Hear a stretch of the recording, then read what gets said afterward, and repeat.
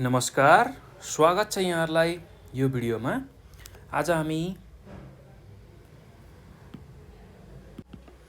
कक्षा 10 को अनिवार्य स्वास्थ्य, जनसङ्ख्या तथा वातावरण शिक्षा भन्ने जुन विषय छ त्यो विषयमा एसई को 2075 सालमा प्रदेश नम्बर 1 मा सोधेको प्रश्न र त्यसको उत्तरहरू हामीले यो भिडियोमा लिएर आएका छौँ र यसलाई हामी एसई सोलुसन पनि भन्न सक्छौँ है। 75 सालको अनिवार्य स्वास्थ्य, जनसङ्ख्या र वातावरण शिक्षाको एसई सोलुसनको रूपमा पनि लिन सक्छौँ प्रदेश नम्बर 1 को है त।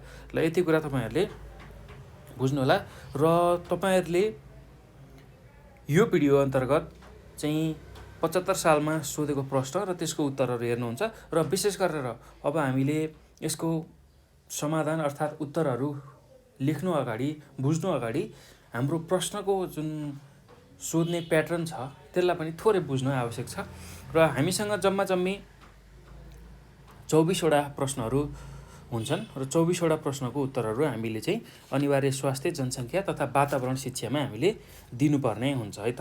ल त्यो कुरा तपाईहरुले बुझ्नु होला र विशेष गरेर हामीसँग 3 वटा समूह हुन्छन्, समूह क, समूह ख र समूह ग हो। 3 वटा समूहमा चाहिँ प्रश्नहरू आउँछ र समूह क मा अति छोटो प्रश्न र त्यसको उत्तरहरू हामीले लेख्नुपर्ने हुन्छ र जम्मी 11 वटा चाहिँ प्रश्न सोध्ने गरिन्छ है त। 11 वटा प्रश्न चाहिँ समूह क अन्तर्गत पर्दछ। त्यस्तै अब समूह ख अन्तर्गत हाम्रो जम्मी 9 वटा प्रश्नहरू सोध्ने गर्छ र समूह ग मा चाहिँ हामीलाई लगभग चाहिँ 4 वटा प्रश्नहरू सोध्छ है त। ल यति कुरा हामीले बुझ्नुपर्छ र अब हामी समूह क बाट चाहिँ यसको प्रश्नलाई पढ्दै त्यसको उत्तरहरू बुझ्दै लेख्दै जाउँ है त। ल कतिपय प्रश्नहरू म लेखाइदिन्छु भाइ बहिनीहरू, प्रश्नको उत्तरहरू म लेखाइदिन्छु र कतिपय कुराहरूलाई म व्याख्या गरिदिन्छु, त्यसलाई चाहिँ तपाईहरुले आफ्नै शैलीमा लेख्न सक्नुहुन्छ है त। ल त्यो कुरा ख्याल गर्नु होला र अर्को कुरा भनेको एसईमा उत्तर दिँदाखेरि जहिले पनि तपाईहरुले आफ्नो जुन मौलिक अथवा सृजनात्मक रूपमा चाहिँ त्यसलाई लेख्न सक्नुभयो भने सबैभन्दा बढी अङ्क प्राप्त गर्न सक्नुहुन्छ है त। र विशेष गरेर मुख्य बुँदालाई चाहिँ तपाईहरुले समेटेर त्यसलाई आफ्नो भाषामा लेख्न सक्नुभयो भने त्यो सबैभन्दा राम्रो उत्तर मानिन्छ र विशेष गरेर मैले यहाँ जे लेखाउँछु त्यही नै उत्तर एक्ज्याक्टली हुनुपर्छ भन्ने पनि छैन। तपाईहरुले आफ्नो भाषा मिलाएर त्यसलाई लेख्न सक्नुहुन्छ र मुख्य बुँदा चाहिँ तपाईहरुले छुटाउनु भएन। मुख्य बुँदा लेखिसकेपछि त्यसलाई आफ्नो तरिकाले व्याख्या गर्न सक्नुहुन्छ, आफ्नो शैलीले व्याख्या गर्न सक्नुहुन्छ। त्यो कुरा चाहिँ ख्याल गर्नु होला है। त्यो गर्नुभयो भने तपाईहरुले सजिलै एसईमा राम्रै अङ्क प्राप्त गर्न सक्नुहुन्छ र यो लगायत हामी अन्य सेटहरू पनि गर्नेछौँ। त्यो भिडियो चाहिँ नछुटाइकन तपाईहरुले नेपाल अनलाइन स्कुलको युट्युब च्यानलबाट हेर्न सक्नुहुन्छ र त्यो गर्नुभयो भने तपाईहरुले एसईमा सोध्ने खालको सबै प्रश्नहरू चाहिँ लगभग सल्भ गर्न सक्नुहुन्छ। किनभने एसईमा लगभग 70% जस्तो प्रश्नहरू दोहोरिएकै हामीले पाइरहेका छौँ। त्यो हुँदाखेरि एसईमा आएको प्रश्न, मोडल प्रश्नहरू चाहिँ कुनै पनि नछुटाइ गर्नुभयो भने तपाईहरुले पक्कै पनि एसईमा राम्रो अङ्क ल्याउन सक्नुहुन्छ है त, अनिवार्य स्वास्थ्य, जनसङ्ख्या तथा वातावरण शिक्षामा। ल यति कुरा मैले यसमा तपाईहरुको लागि गरेँ, तपाईहरुको जानकारीको लागि गरेँ। अब म समूह क बाट हाम्रो प्रश्न र उत्तरहरूको चर्चा गर्दै जानेछु है त। ल समूह क अन्तर्गत हामीसँग 11 वटा प्रश्न छ र प्रत्येक प्रश्नले 1 अङ्क ल्याउनको लागि हामीलाई सहयोग गर्छ है त। ल अब पहिलो प्रश्नबाट हामी छलफल गर्दै अगाडि बढौँ। पहिलो प्रश्न के छ भन्दाखेरि ग्रुप ए को पहिलो प्रश्न, रीतिरिवाज, परम्परा र चाडपर्व स्वास्थ्य, जनसङ्ख्या र वातावरण शिक्षाको कुन पक्ष अन्तर्गत पर्दछ भनेर हामीलाई प्रश्नले सोधेको छ। ल स्वास्थ्य, जनसङ्ख्या र वातावरण शिक्षाको कुन चाहिँ पक्षमा चाहिँ रीतिरिवाज, परम्परा र चाडपर्व पर्छ भनेर सोधेको छ। ल यसको उत्तरमा के लेख्न सकिन्छ भने रीतिरिवाज, परम्परा र चाडपर्व स्वास्थ्य, जनसङ्ख्या र वातावरण शिक्षाको सामाजिक तथा सांस्कृतिक पक्ष अन्तर्गत पर्दछ भनेर हामीले उत्तर लेख्न सक्छौँ है त। ल त्यही कुरालाई हामी उत्तरको रूपमा लेखौँ। प्रश्न नम्बर 1 को उत्तरमा रीतिरिवाज,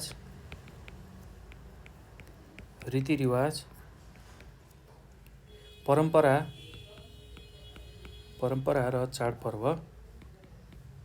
चाडपर्व, स्वास्थ्य, जनसङ्ख्या र वातावरण शिक्षाको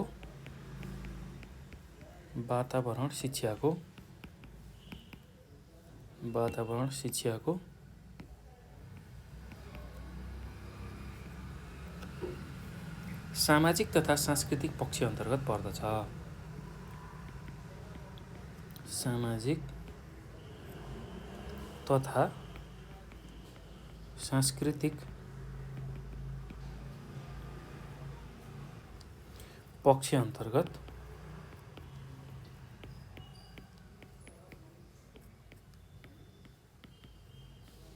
पर्दछ भनेर हामीले लेख्न सक्छौँ है त।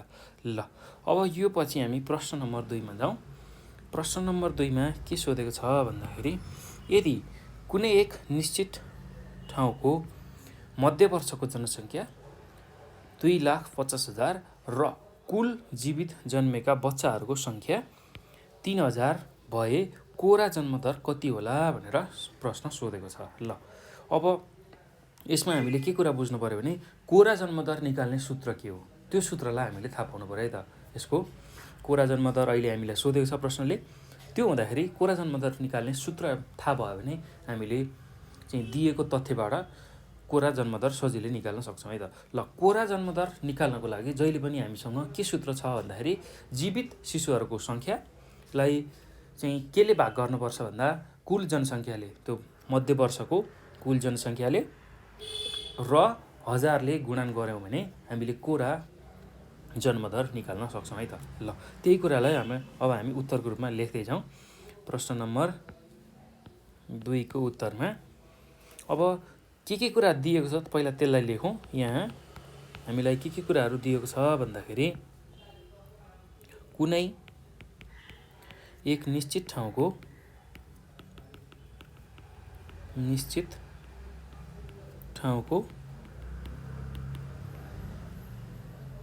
मध्यवर्षको जनसङ्ख्या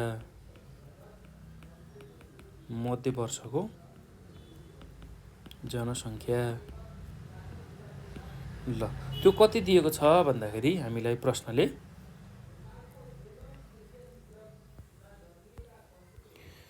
यहाँ हेर्नुहोस् त 2,50,000 2,50,000 ल यति कुरा दिएको छ। अब अर्को कुरा के दिएको छ भन्दाखेरि कुल जीवित जन्मेका बच्चाहरूको सङ्ख्या पनि दिएको छ। कुल जीवित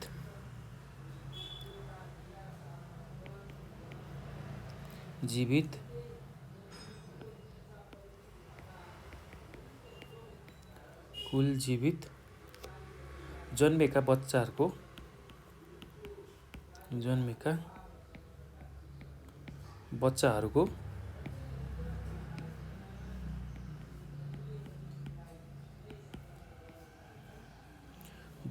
सङ्ख्या ल त्यो कति दिएको छ भन्दाखेरि यसरी 3,000 दिएको छ।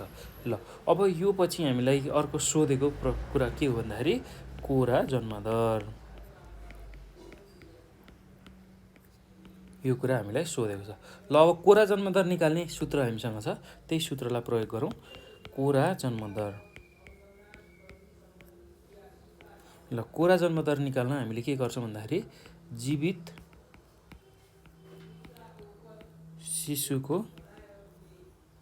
शिशुहरूको सङ्ख्या त्यसलाई केले भाग गर्छौँ भन्दाखेरि कुल जनसङ्ख्या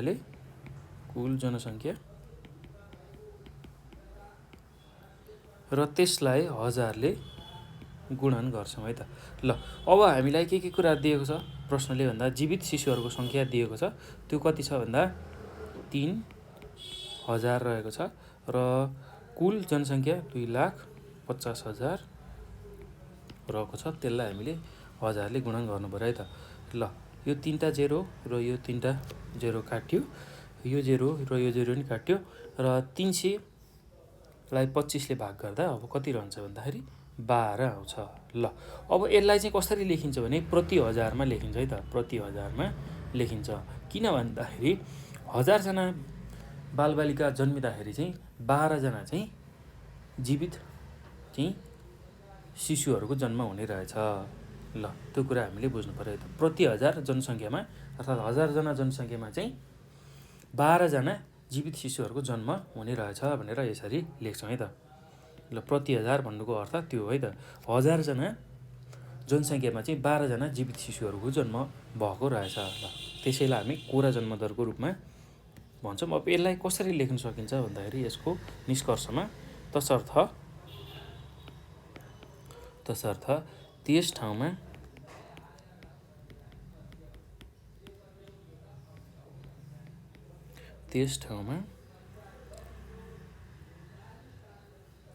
प्रति 1000 जनसङ्ख्यामा प्रति 1000 जनसङ्ख्यामा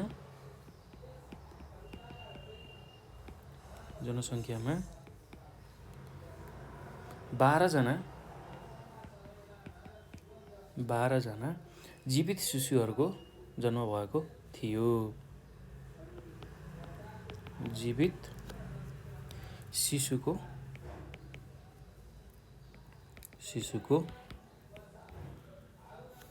जन्म भएको थियो।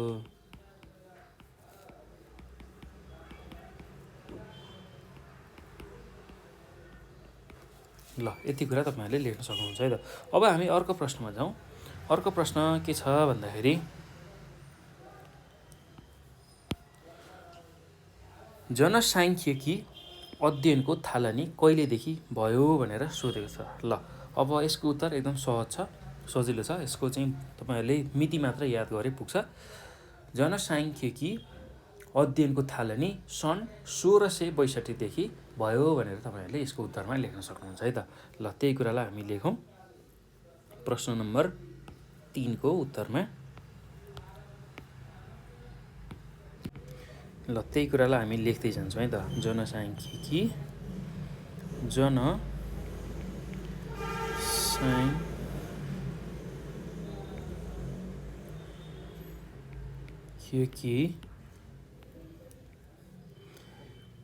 अध्ययनको थालनी सन्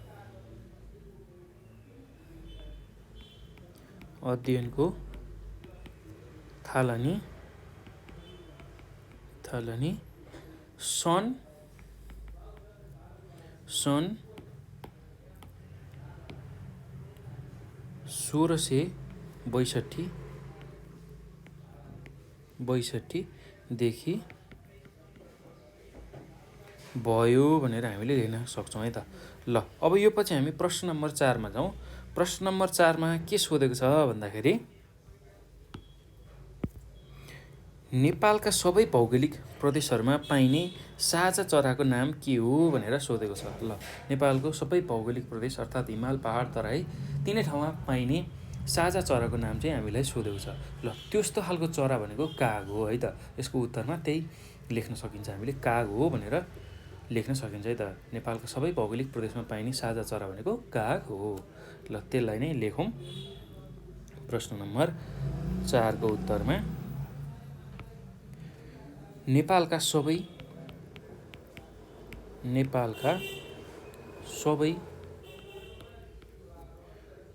भौगोलिक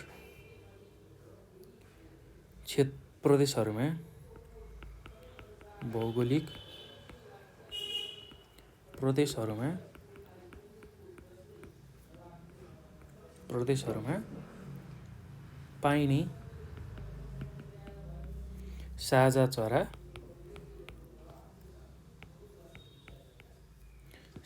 चरा चाहिँ काग हो भनेर हामीले लेख्न सक्छौँ है त। ल त्यसै गरी अब अर्को प्रश्न के छ भन्दाखेरि प्रश्न नम्बर 5 मा उच्च मानव विकासको सूचकको मान कति हो भनेर सोधेको छ। ल सबैभन्दा उच्च मानव विकासको सूचक जसलाई हामी HDI भनेर भन्छौँ, ह्युमन डेभलपमेन्ट इन्डेक्स हो, त्यसको चाहिँ मान कति हुन्छ भन्दाखेरि त्यसको मान चाहिँ 0 अथवा 0.700 देखि 1.000 सम्म हुन्छ। ल त्यही कुरालाई हामी उत्तरको रूपमा लेख्न सक्छौँ। ल प्रश्न नम्बर 5 को उत्तरमा उच्च मानव विकासको सूचकको मान उच्च मानव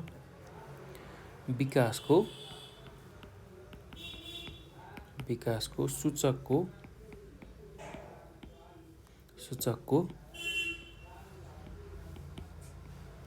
मान 0.700 देखि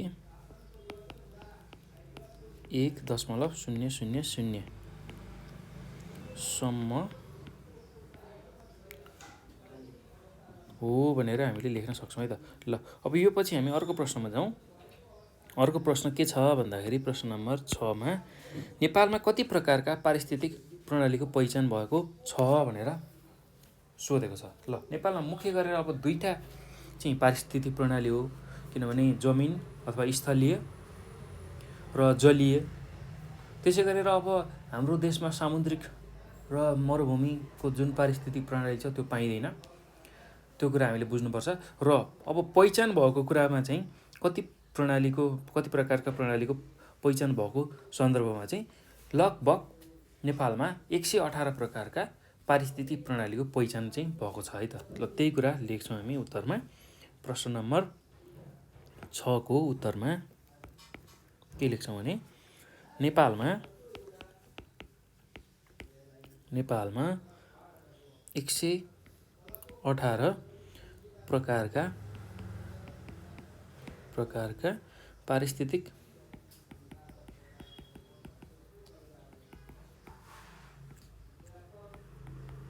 प्रणालीको पहिचान भएको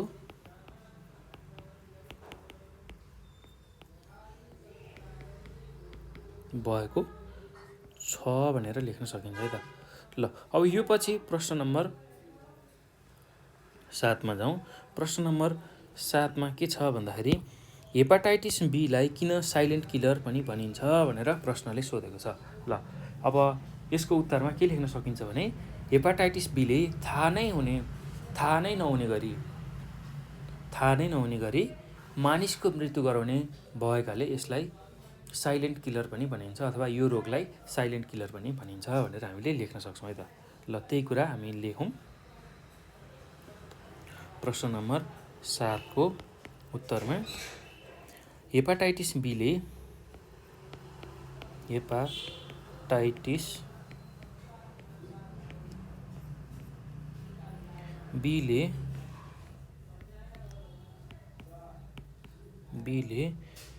थाहा नै नहुने गरी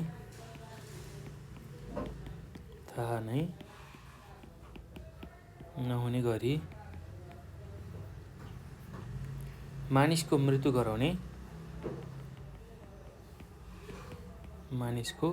मृत्यु गराउने भएकाले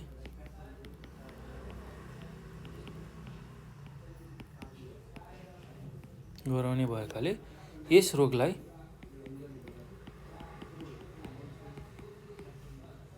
रोगलाई साइलेन्ट किलर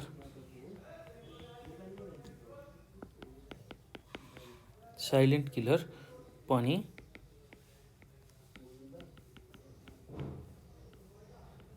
भनिन्छ भनेर हामीले लेख्न सक्छौँ है त। ल अब यो पछि हामी अर्को प्रश्नमा जाउँ।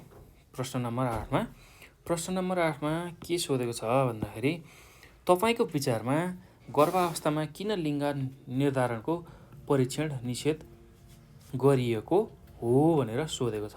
ल हेर्नुहोस् त, तपाईँको विचारमा गर्भावस्थामा चाहिँ किन लिङ्ग जुन निर्धारण हुन्छ त्यसको परीक्षणलाई निषेध गरिएको हो भनेर सोधेको छ। ल अब यसको उत्तरमा के लेख्न सकिन्छ भने भ्रूण हत्या हुने सम्भावना बढ्ने भएकाले गर्भावस्थामा लिङ्ग निर्धारणको परीक्षण निषेध गरिएको हो भनेर हामीले लेख्न सक्छौँ है त। ल प्रश्न नम्बर 8 को उत्तरमा के लेख्न सकिन्छ भने भ्रूण हत्या हुने सम्भावना बढ्ने भएकाले गर्भावस्थामा लिङ्ग निर्धारणको परीक्षण निषेध गरिएको हो भनेर हामीले लेख्न सक्छौँ है त। ल भ्रूण हत्या हुने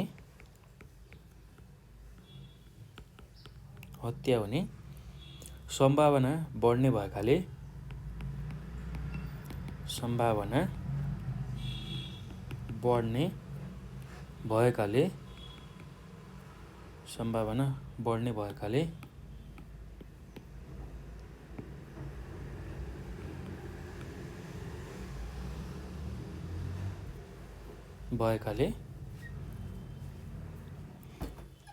गर्भावस्थामा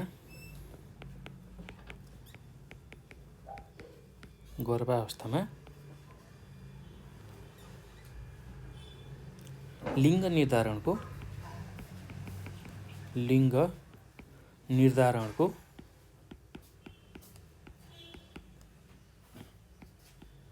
निर्धारणको परीक्षण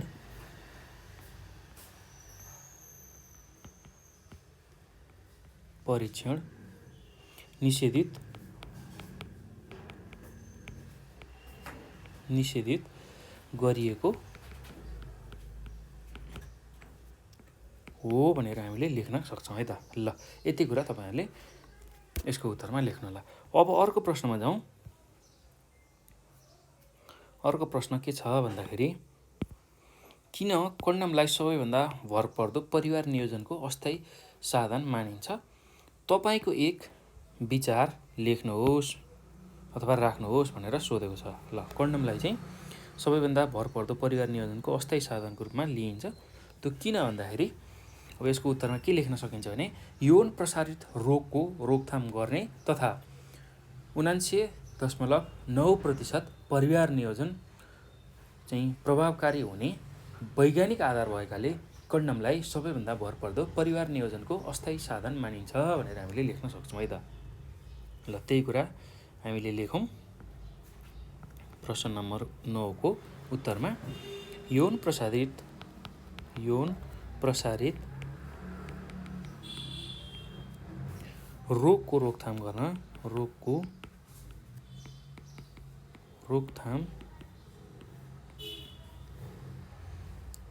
गर्ने तथा 79.9% परिवार नियोजन प्रभावकारी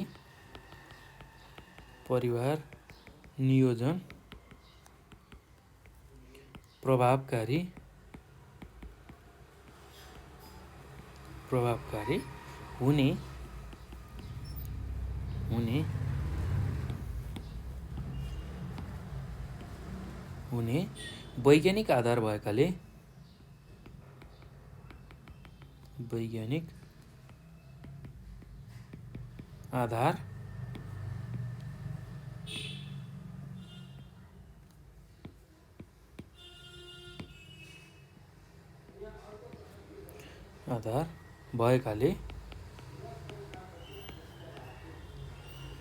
कन्डमलाई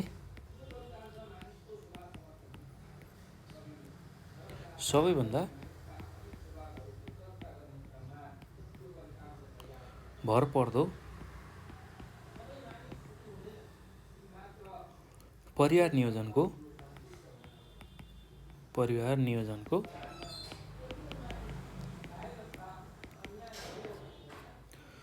अस्थायी साधन मानिन्छ।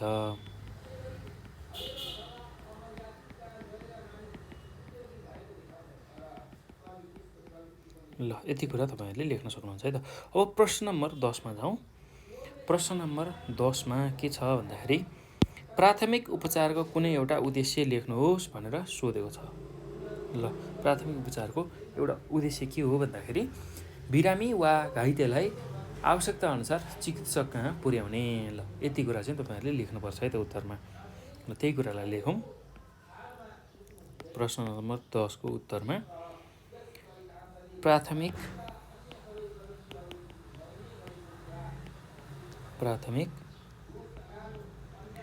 उपचारको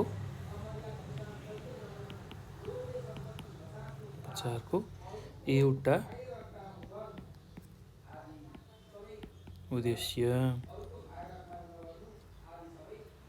बिरामी वा घाइतेलाई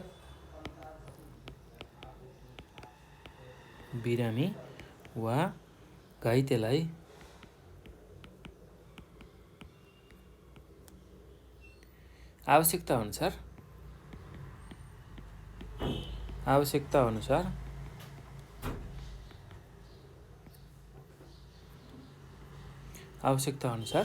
चिकित्सक कहाँ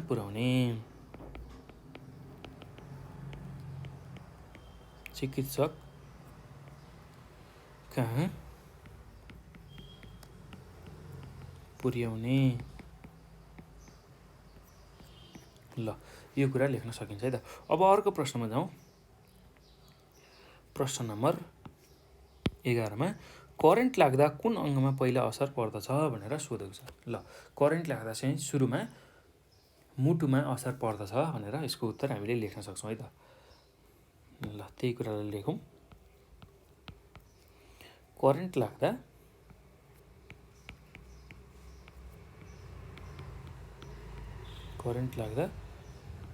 मुटुमा पहिला असर पर्दछ। ल यति कुरा तपाईँहरूले लेख्न सक्नुहुन्छ है त। ल अब यो सँगसँगै हामीले प्रश्न नम्बर 11को प्रश्न र साथै समूह कको सबै प्रश्न उत्तरहरू सक्यौँ। र अब हामी समूह ख अन्तर्गत प्रश्न र त्यसको उत्तरहरू हेर्नेछौँ है त। अर्थात् छोटो प्रश्न उत्तरहरू अब हामी गर्छौँ, जुन चाहिँ 4 अङ्कमा सोध्ने गर्छ। ल छोटो प्रश्न उत्तरमा पहिलो प्रश्न उत्तर के छ भन्दाखेरि स्वास्थ्य, जनसङ्ख्या र वातावरण बीच अन्तरसम्बन्ध देखाउनुहोस् भनेर सोधेको छ। ल अब यसको उत्तर म भनिदिन्छु, तपाईँहरूले यसको उत्तर सजिलै चाहिँ सुनेकै आधारमा लेख्न सक्नुहुन्छ, किनभने एकदम सजिलो खालको उत्तर छ यसको। र सुनेकै आधारमा चाहिँ हामीले सम्झेर लेख्न सक्ने खालको उत्तर भएको हुनाले यसको उत्तर म लेखाउन्न, यसको उत्तर म व्याख्या गरिदिन्छु, भनिदिन्छु। तपाईँहरूले त्यसलाई चाहिँ ध्यानपूर्वक सुनेर लेख्न सक्नुहुन्छ है त। ल अब हामीले के उत्तर लेख्नुपर्ने छ भन्दाखेरि स्वास्थ्य, जनसङ्ख्या र वातावरण बिचको चाहिँ अन्तरसम्बन्धलाई लेख्नु छ। र यसको उत्तर कसरी लेख्न सकिन्छ भने स्वास्थ्य शिक्षा, जनसङ्ख्या शिक्षा र वातावरण शिक्षा बीच गहिरो अन्तरसम्बन्ध छ। एउटा विषयमा परेको प्रभावबाट बाँकी दुईवटा विषयहरू पनि स्वतः प्रभावित हुन्छन्। कुनै एउटा विषयसँग सम्बन्धित विषय वस्तुमा हेरफेर भएमा अन्य दुई विषयसँग सम्बन्धित पक्षहरू पनि प्रभावित हुन्छन्। उदाहरणका लागि मानवीय क्रियाकलापबाट वातावरणलाई हानि नोक्सानी पुर्याएमा विभिन्न प्रकारका रोगहरू सिर्जना हुन्छ। मानव स्वास्थ्यमा नकारात्मक असर पर्छ। रोगको कारण मानिसहरूको मृत्यु भई जनसङ्ख्यामा समेत नकारात्मक असर पर्दछ। फलस्वरूप स्वास्थ्य, उत्पादनमूलक र गुणस्तरीय जीवनयापनमा समस्या सिर्जना हुन्छ भनेर हामीले लेख्न सक्छौँ है त। ल वातावरण, त्यसै गरी स्वास्थ्य र जनसङ्ख्या शिक्षा यो तिनटैमा एकदम गहिरो सम्बन्ध हुने रहेछ। त्यो कुरा हामीले बुझ्नु पऱ्यो, त्यही कुरालाई लेख्नु पऱ्यो। र कुनै एउटा पक्षमा चाहिँ असर पुग्नु गयो भने अरू दुई चाहिँ पक्षमा पनि त्यसको प्रभाव पर्ने रहेछ। र जस्तै कि हामीले उदाहरण पनि लियौँ, यदि हाम्रो वातावरणमा कुनै नकारात्मक असर पर्यो, अर्थात् वातावरण प्रदूषण भयो र वातावरणमा असन्तुलन आयो भने त्यसले के गराउने रहेछ भन्दाखेरि विभिन्न सरुवा रोगहरू ल्याउने, जसले गर्दा स्वास्थ्यमा समस्या हुने र त्यसै गरेर बिरामीको मृत्यु भई जनसङ्ख्यामा पनि त्यसले प्रभाव पार्ने रहेछ। हो यो कुरा चाहिँ हामीले लेख्नु पऱ्यो त। यो कुरालाई चाहिँ नछुटाइकन आफ्नो भाषा मिलाएर तपाईँहरूले लेख्न सक्नुहुन्छ है त। ल अब यो पछि हामी अर्को प्रश्नमा जाउँ। अर्को प्रश्न के छ भन्दाखेरि 13 नम्बरको प्रश्नमा सन् 2015मा कुनै देशको कोरा जन्मदर 36.5, त्यसै गरी कोरा मृत्युदर 8.5 र खुद बसाइसराई चाहिँ 7/1000 भए उक्त देशको जनसङ्ख्या वृद्धि दर निकाल्नुहोस् भनेर यो चाहिँ हामीलाई के सोधेको छ भन्दाखेरि न्युमेरिकल सोधेको छ, अर्थात् हिसाब सोधेको छ। ल अब यसमा हामीले के कुरा बुझ्नुपर्छ भने जनसङ्ख्या वृद्धि दर निकाल्ने सूत्र हामीलाई थाहा भयो भने हामीले सजिलै जनसङ्ख्या वृद्धि दर निकाल्न सक्छौँ है त। ल जनसङ्ख्या वृद्धि दरको लागि हामीलाई के कुरा चाहिन्छ भन्दाखेरि कोरा जन्मदर, त्यस्तै कोरा मृत्युदर र खुद बसाइसराई दर, यो 3टा चिज हामीलाई थाहा भयो भने हामीले सजिलै चाहिँ जनसङ्ख्या वृद्धि दर निकाल्न सक्छौँ। र जनसङ्ख्या वृद्धि दरको सूत्र भनेको कोरा जन्मदरमा कोरा मृत्यु दरलाई घटाउने अथवा र खुद बसाइसराई दर जुन छ त्यसलाई जोड्ने अथवा घटाउने गरिन्छ र त्यसलाई 1000ले भाग गरेर 100ले गुणन गरिन्छ। र 100ले गुणन किन गरिन्छ भने त्यो प्रतिशतमा निकाल्नको लागि हामीले 100ले गुणन गर्छौँ र त्यो कुरा चाहिँ तपाईँहरूले बुझ्नु होला है त। ल अब यहाँ के कुराहरू दिएको छ त्यो कुराहरूलाई लेखौँ र यसको सूत्र लेखौँ र जनसङ्ख्या वृद्धि दर निकालौँ है त। ल प्रश्न नम्बर 13 को उत्तरमा अब हामी समूह ख अन्तर्गत प्रवेश गऱ्यौँ। समूह ख को उत्तरहरू ल अब सुरुमा हामीलाई के कुराहरू दिएछ भन्दाखेरि यहाँ हामीलाई कोरा जन्मदर दिएको छ। कोरा जन्मदर ल कोरा जन्मदर हाम्रो कति छ भन्दाखेरि 36.5। त्यस्तै गरेर कोरा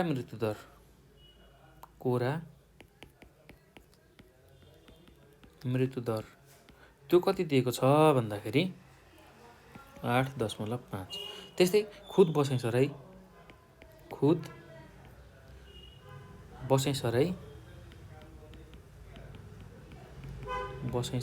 कति दिएको छ भन्दाखेरि 7/1000। ल त्यस्तै अब जनसङ्ख्या वृद्धि दर हामीले निकाल्नु पर्ने छ। जनसङ्ख्या वृद्धि दर ल यो चाहिँ हामीलाई सोधेको कुरा हो। अब जनसङ्ख्या वृद्धि दर निकाल्ने सूत्र हामीलाई थाहा हुने बित्तिकै सजिलै निकाल्न सक्छौँ। सूत्र अनुसार जनसङ्ख्या वृद्धि दर निकाल्ने सूत्र के छ भन्दा जनसङ्ख्या वृद्धि दर निकाल्न हामीले के गर्छौँ भन्दा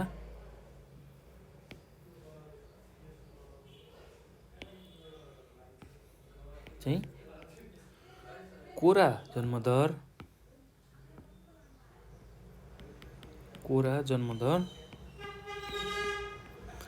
के घटाउँछौँ? कोरा मृत्यु दर घटाउँछौँ। कोरा मृत्यु दर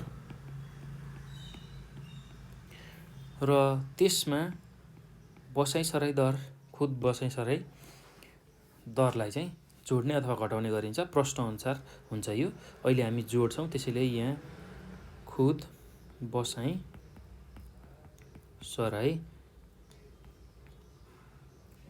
दर र यसलाई केले भाग गर्छौँ भन्दाखेरि यसलाई 1000ले भाग गर्छौँ र 100ले गुणन गर्छौँ है त। 100ले गुणन गर्छौँ। ल त्यो कुरा पनि हामी लेख्छौँ। यसलाई हेर्नु होला।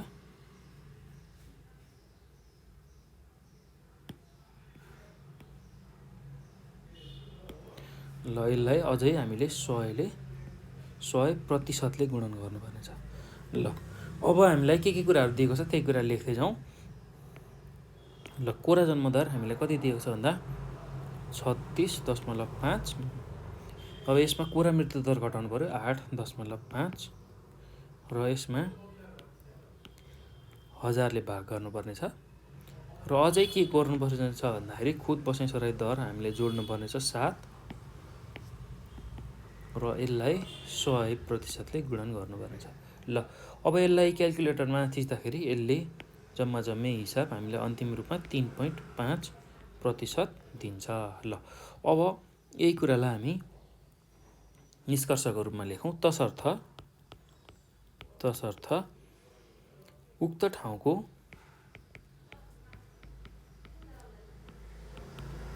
ठाउँको जनसङ्ख्या वृद्धि दर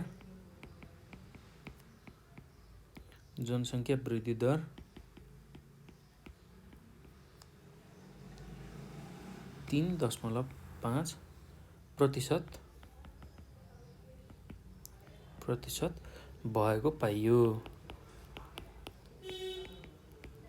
ल यति कुरा तपाईँहरूले लेख्न सक्नुहुन्छ है त। अब यो पछि हामी अर्को प्रश्नमा जाउँ। अर्को प्रश्न के छ भन्दाखेरि ल अब यहाँ हेर्नुहोस् त, यही 13 नम्बरको प्रश्नमा यहाँ अथवामा पनि सोधेको छ है। अथवामा ल तपाईँले हिसाब पनि गर्न सक्नुहुन्छ, अथवा बसाइसराई मापकहरूको सूची बनाई कुनै एकको टिप्पणी लेख्नुहोस् भनेर सोधेको छ। ल बसाइसराई दरको मापक लेख्ने, के हुन्छ त्यो मापकको सूची बनाउने र कुनै एउटालाई व्याख्या गर्ने। ल त्यो पनि हामी हेर्छौँ है त। ल यसलाई पनि लेखौँ अनि अर्को प्रश्नमा जाउँला। यहाँ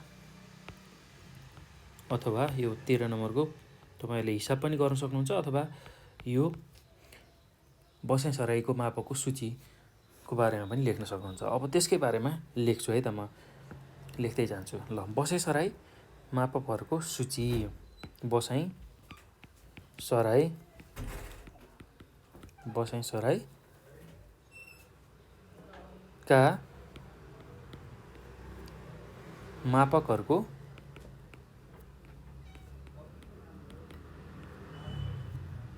सूची।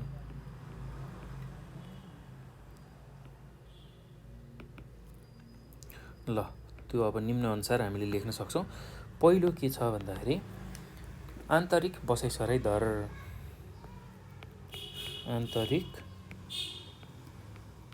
बसाइसराई दर, जसलाई हामी इन माइग्रेसन रेट भनेर भन्छौँ। In migration rate. त्यस्तै दोस्रोमा छ बाह्य बसाइसराई दर। बाह्य बसाइसराई दर।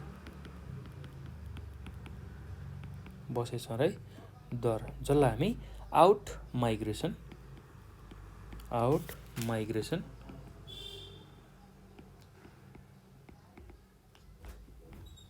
रेट भनेर भन्छौँ। त्यस्तै अर्को बुँदामा के छ भन्दाखेरि कुल बसाइसराई दर। कुल बसाइसराई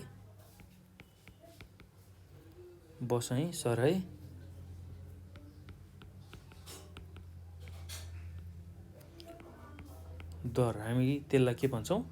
gross migration rate. Gross migration rate. त्यसै गरी अर्को बुँदामा के लेख्न सकिन्छ भने खुद बसाइसराई दर। खुद बसाइसराई दर, जसलाई हामी नेट माइग्रेसन रेट भनेर भन्छौँ है त। ल यति कुरा तपाईँहरूले लेख्न सक्नुहुन्छ। अब यो मध्येमा कुनै एउटाको व्याख्या गर्नुपर्ने छ र त्यो व्याख्या पनि हामी सजिलैसँग गर्न सक्छौँ है त। ल अहिले चाहिँ म आन्तरिक बसाइसराई दरको व्याख्या गर्छु है त। ल आन्तरिक बसाइसराई दर। आन्तरिक बसाइसराई दर, ल जसलाई हामी इन माइग्रेसन रेट भनेर भन्छौँ। अब यसलाई कसरी व्याख्या गर्न सकिन्छ भन्दाखेरि आन्तरिक बसाइसराई दरले कुनै देशभित्रको कुनै निश्चित ठाउँको कुनै वर्षको प्रति 1000 जनसङ्ख्यामा अन्यत्रबाट बसाइसरी आएको सङ्ख्यालाई जनाउँछ भनेर हामीले लेख्न सक्छौँ है त। आन्तरिक बसाइसराई दरले के गर्ने रहेछ भन्दाखेरि कुनै देशभित्र कुनै निश्चित ठाउँको कुनै वर्षको प्रति 1000 जनसङ्ख्यामा अन्यत्रबाट बसाइसरी आएको जनसङ्ख्यालाई जनाउँछ। अब त्यसको सूत्र पनि छ, आन्तरिक बसाइसराई दर निकाल्ने सूत्र।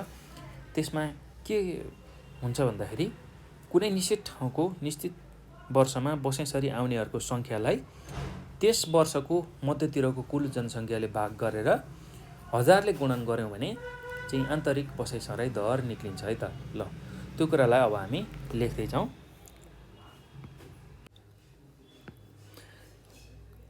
आन्तरिक बसाइसराई दरले कुनै क्षेत्रभित्र कुनै निश्चित ठाउँको कुनै वर्षको प्रति 1000 जनसङ्ख्यामा अन्यत्रबाट बसाइसरी आएको सङ्ख्या अथवा जनसङ्ख्यालाई जनाउँछ। ल त्यही कुरालाई लेखौँ। आन्तरिक बसाइसराई दरले आन्तरिक बसाइसराई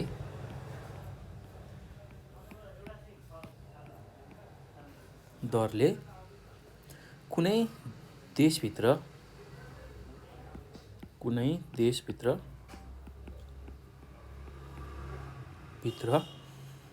कुनै निश्चित ठाउँको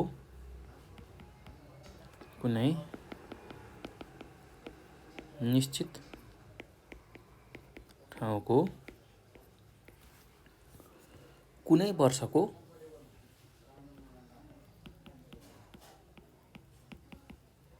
वर्षको प्रति हजार जनसङ्ख्यामा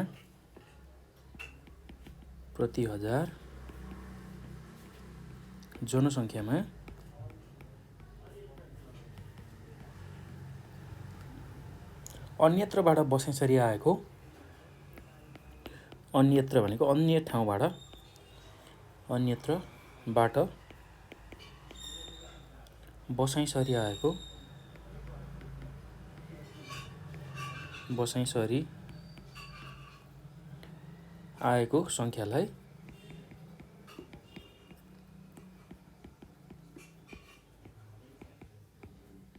सङ्ख्यालाई जनाउँछ।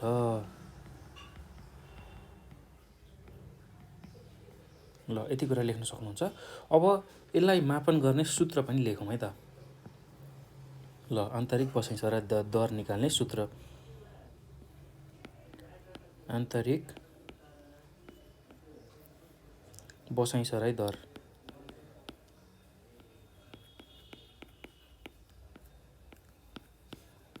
ल आन्तरिक बसाइसराई दर निकाल्न हामीले के गर्छौँ भन्दाखेरि कुनै निश्चित ठाउँको निश्चित वर्षमा बसाइसरी आएको सङ्ख्यालाई त्यस वर्षको मध्यतिरको कुल जनसङ्ख्याले भाग गर्ने र 1000ले गुणन गर्ने। ल त्यही कुरा लेखौँ। कुनै निश्चित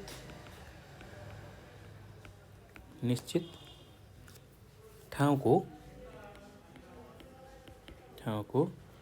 निश्चित वर्षमा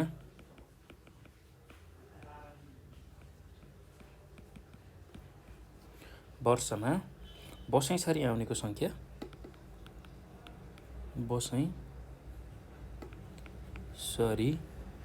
आउनेहरूको सङ्ख्या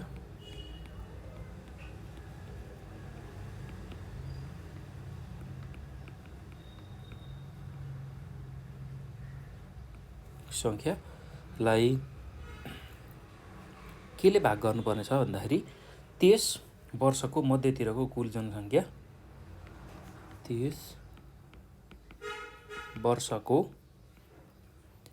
मध्यतिरको कुल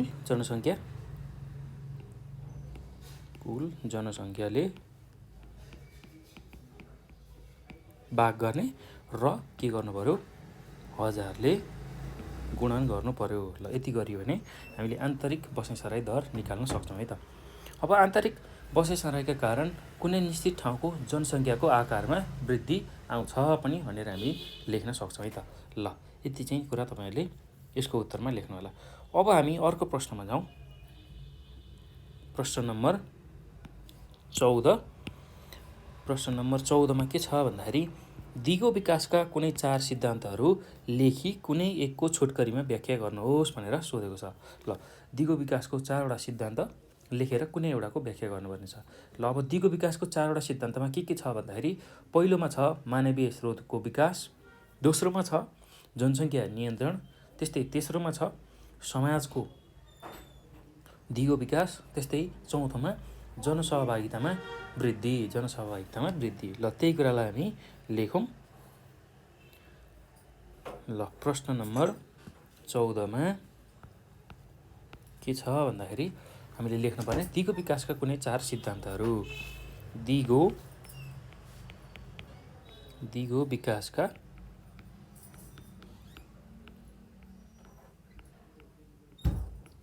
कुनै 4 सिद्धान्तहरू। ल यति कुरा हामीले गरिसकेपछि अब पहिलो सिद्धान्त के छ त्यसलाई लेखौँ। मानवीय स्रोतको विकास। मानवीय स्रोतको विकास। त्यस्तै दोस्रो बुँदामा जनसङ्ख्या नियन्त्रण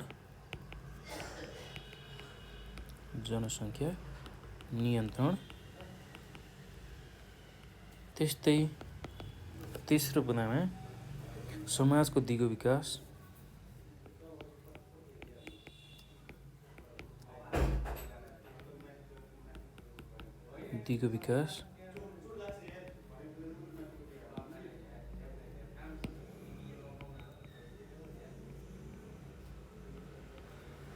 त्यस्तै अर्को बुँदामा जनसहभागितामा वृद्धि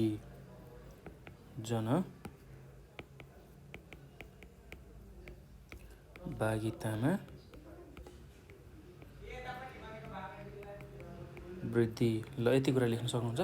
अब यो पछि कुनै एउटाको हामीले छोटकरीमा व्याख्या गर्नुपर्ने छ र सुरुमा मानवीय स्रोतको विकासको बारेमा चर्चा गरौँ है त। ल कुनै एउटाको गर्न सक्नुहुन्छ तपाईँहरूले र अहिले चाहिँ मैले मानवीय स्रोतको विकासको बारेमा चर्चा गर्छु है त। ल यसको बारेमा म व्याख्या गर्छु, तपाईँहरूले यसलाई ध्यानपूर्वक सुन्नुहोला र सुनेकै आधारमा तपाईँहरूले लेख्न सक्नुहुन्छ। आफ्नो भाषा प्रयोग गरेर यसलाई लेख्नुहोला।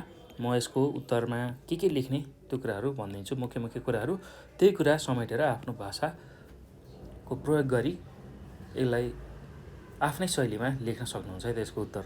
ल अब मानवीय स्रोतको विकास दिगो विकासको 4वटा सिद्धान्तमध्ये एउटा हो, त्यो कुरा हामीले बुझिसक्यौँ।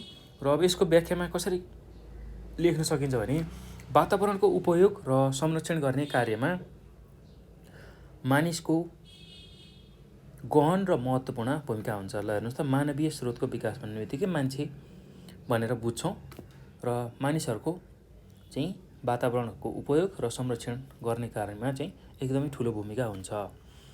विकासमा जनसहभागिता वृद्धि गर्दै वातावरण संरक्षण गर्ने कुरा यस सिद्धान्तको आशय हो। यस सिद्धान्त अनुसार जैविक विविधता, वातावरण, स्रोत र साधनको संरक्षण तथा पृथ्वीको स्याहारको बारे ज्ञान, सिप र समझदारीले भएका मानवीय स्रोत तयार भई दिगो विकासमा टेवा पुर्याउँछ। अत दिगो विकासको सिद्धान्तले मानवीय स्रोतको विकासमा जोड दिन्छ भनेर हामीले लेख्न सक्छौँ है त। ल एकदम सहज छ यसको उत्तर, त्यस्तो गाह्रो केही पनि छैन। तपाईँहरूले सुनेकै आधारमा लेख्न सक्नुहुन्छ। एकदम सजिलो तरिकाले मैले यसलाई व्याख्या गरेको छु। यसलाई सुन्नु होला र सुनेकै आधारमा तपाईँहरूले लेख्न सक्नुहुन्छ है त। अब हामी जाउँ अर्को प्रश्नमा, प्रश्न नम्बर 15।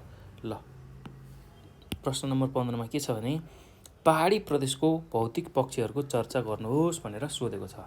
ल अब भौतिक पक्षी भन्ने बित्तिकै हामीले के कुराहरू समेट्ने भन्दाखेरि कस्ता खालका चाहिँ त्यहाँ पहाडहरू छन्, पर्वतहरू रहेका छन्, त्यसै गरी टारहरू, बेसीहरू, टाकुराहरू र त्यसले कति प्रतिशत भूभाग ओगटेको छ कुल क्षेत्रफलको, त्यस्तै गरेर कस्ता खालका त्यहाँ चाहिँ वनजङ्गलहरू छन्, कति जिल्ला छन्, कस्ता खालका जिल्ला छन्, त्यो कुराहरू चाहिँ भौतिक पक्ष अन्तर्गत पर्छ है त। ल त्यही कुरालाई हामीले लेख्न सक्छौँ। ल अब यसको उत्तरमा कसरी लेख्ने म त्यो पनि व्याख्या भनिदिन्छु, त्यसलाई पनि ध्यानपूर्वक सुनेर तपाईँहरूले लेख्न सक्नुहुन्छ है त। र प्रायःजसो उत्तरहरू म भनिदिन्छु र कुनैको म बुदागत रूपमा लेख्ने पर्ने कुराहरू लेखिदिन्छु, त्यसलाई चाहिँ तपाईँहरूले ख्याल गर्नुहोला। र जुन कुराहरू मैले यहाँ भन्छु त्यसलाई चाहिँ तपाईँहरूले सुनेर, एकदम ध्यानपूर्वक सुनेर आफ्नो भाषामा लेख्न सक्नुहुन्छ है त। ल यति कुरा मैले गरिसकेपछि अब पहाडी प्रदेशको भौतिक पक्षीहरूको चर्चा गर्नुहोस् भनेको छ। यसको उत्तरमा के लेख्न सकिन्छ भने पहाडी प्रदेशमा फराकिला टारहरू, बेसीहरू, उपत्यका र पहाडी पर्वतहरू रहेका छन्। नेपालका 77 जिल्लामध्ये 29 जिल्ला यस प्रदेशमा रहेका छन्। ल हेर्नुहोस् त, 77वटा जिल्लामध्ये चाहिँ 29वटा जिल्ला चाहिँ यस प्रदेशमा पर्ने रहेछ। यस प्रदेशले कुल हिस्साको 42% भूभाग ओगटेको छ। पहाडी प्रदेशमा 610 मिटरदेखि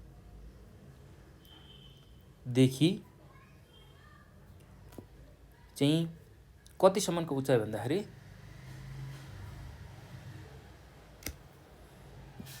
4877 मिटरको उचाइसम्म अवस्थित छ। ल हेर्नुहोस् त, पहाडी प्रदेश चाहिँ विशेष गरेर 610 मिटरदेखि समुद्र सतहदेखि करिब 610 मिटरदेखि कतिसम्म रहेछ भन्दाखेरि 4877 मिटरसम्म फैलिएको रहेछ है त। त्यो कुरा हामीले लेख्न छुटाउनुहुन्न। र ठुल्ठुला टारहरू जस्तै सल्यान टार, पालुङ टार, कल्लेरी टार आदि चाहिँ यस प्रदेशमा रहेका छन्। इलाम, पाल्पा, नुवाकोट, गुल्मी, प्युठान, सुर्खेत, डुटी आदि पहाडी प्रदेशका केही जिल्लाहरू हुन् भनेर हामीले लेख्न सक्छौँ है त। त्यस्तै अब दामन, बन्दीपुर, सिन्धुलीगढी, हिले आदि महाभारतको उच्च स्थलमा रहेका बस्तीहरू हुन्। महाभारत जुन पर्वत छ, चुरे पर्वत र महाभारत पर्वत हो, त्यसको चाहिँ दामन, बन्दीपुर, सिन्धुलीगढी, हिले यस्तो खालको चाहिँ महाभारतको उच्च स्थलमा रहेका बस्तीहरू हुन्। यस प्रदेशलाई महाभारत लेक, मध्यभूमि र चुरे वा शिवालिक श्रेणी गरी 3 समूहमा विभाजन गरिएको छ। र यी विभिन्न उपप्रदेशमा भएका भौतिक पक्षको भिन्नताले गर्दा पारिस्थितिक प्रणालीमा पनि विविधता रहेको छ भनेर हामीले उत्तर लेख्न सक्छौँ है त। ल, यति चाहिँ कुरा तपाईँहरूले लेख्न सक्नुहुन्छ यसको उत्तरमा। अब अर्को प्रश्नमा जाउँ। प्रश्न नम्बर 16मा गुणस्तरीय जीवन प्राप्त गर्न तपाईँको कुनै 4 भूमिका प्रस्तुत गर्नुहोस् भनेर सोधेको छ। ल, गुणस्तरीय जीवन प्राप्त गर्न चाहिँ हाम्रो 4वटा भूमिका के हुनसक्छ भन्दाखेरि पहिलोमा राम्रो शिक्षा, स्वास्थ्य सेवा प्राप्तिमा जोड दिने। त्यस्तै दोस्रोमा आधारभूत आवश्यकता जस्तै खाना, आवास, कपडा आदिको पुरा गर्न जोड दिने। त्यस्तै अर्कोमा के लेख्न सकिन्छ भने रोजगारीका अवसर प्रदान गर्ने तथा बचतमा जोड दिने। त्यस्तै अर्को के लेख्न सकिन्छ भने सुरक्षाको अनुभूति दिलाउने। ल, त्यही कुरालाई हामी लेख्दै जाउँ। यसको चाहिँ उत्तर म लेखिदिन्छु। ल, प्रश्न नम्बर 16को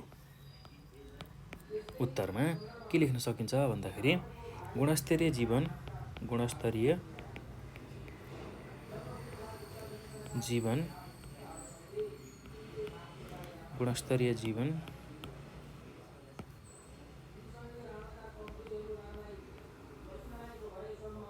प्राप्त गर्न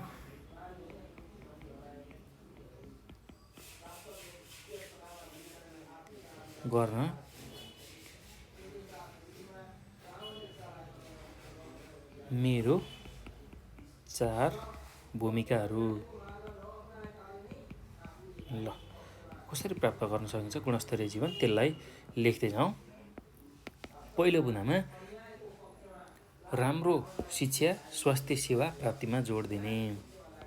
राम्रो शिक्षा,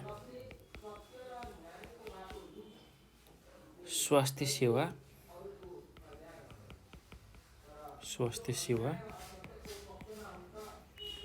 प्राप्तिमा जोड दिने।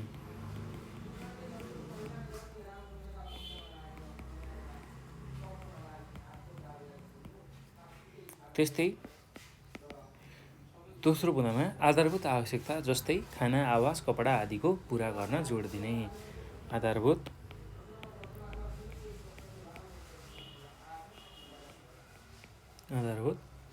आवश्यकता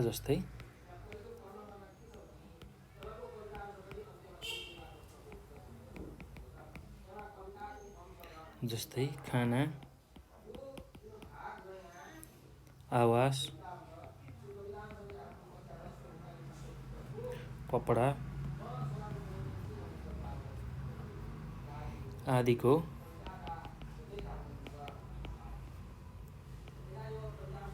पुरा गर्न जोड दिने। त्यस्तै अर्को बुँदामा के लेख्न सकिन्छ भने रोजगारीका अवसर प्रदान गर्ने तथा बचतमा जोड दिने। रोजगारीका अवसर प्रदान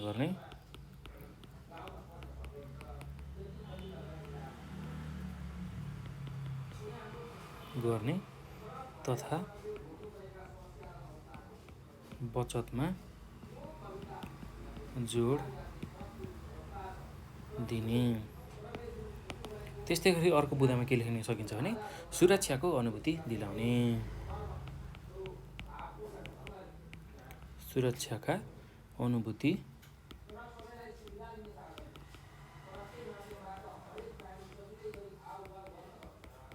क्षति ल्याउने। ल यति कुरा लेख्न सकिन्छ है त। अब यो पछि हामी अर्को प्रश्नमा जाउँ। अर्को प्रश्न के छ भन्दाखेरि पारिस्थितिक प्रणाली ह्रास हुनाले जैविक विविधतामा कसरी प्रतिकूल असर पर्छ स्पष्ट पार्नुहोस् भनेर सोधेको छ। ल हेर्नुहोस् त, पारिस्थितिक प्रणाली जुन छ हाम्रो त्यसमा ह्रास आयो भने त्यसले चाहिँ जैविक विविधतामा कसरी चाहिँ प्रतिकूल असर पार्छ त? अनुकूल होइन, प्रतिकूल असर। जुन पारिस्थितिक प्रणाली हाम्रो भइरहेछ त्यसमा चाहिँ ह्रास आउँदाखेरि जैविक विविधतामा चाहिँ प्रतिकूल असर पर्ने रहेछ, अर्थात् नकारात्मक असर पर्ने रहेछ। हो, यही कुरालाई हामीले स्पष्ट पार्नु छ है त। ल अब यसको पनि उत्तर म व्याख्या गर्छु, भन्छु, त्यसलाई ध्यानपूर्वक तपाईँहरूले सुनेर लेख्न सक्नुहुन्छ है त। ल यसको उत्तरमा के लेख्न सकिन्छ भने जैविक अजैविक पक्षबीचको आत्मनिर्भरता अथवा अन्तर्निर्भरतालाई पारिस्थितिक पद्धति भनेर हामीले भन्न सक्छौँ है त। ल जैविक अजैविक पक्षबीचको जुन अन्तर्निर्भरता छ, सम्बन्ध छ, त्यसलाई हामी पारिस्थितिक पद्धति भनेर भन्छौँ। यो कुरा तपाईँहरूले लेख्नुपर्ने हुन्छ। अब यी धेरै प्रकारका हुन्छन्।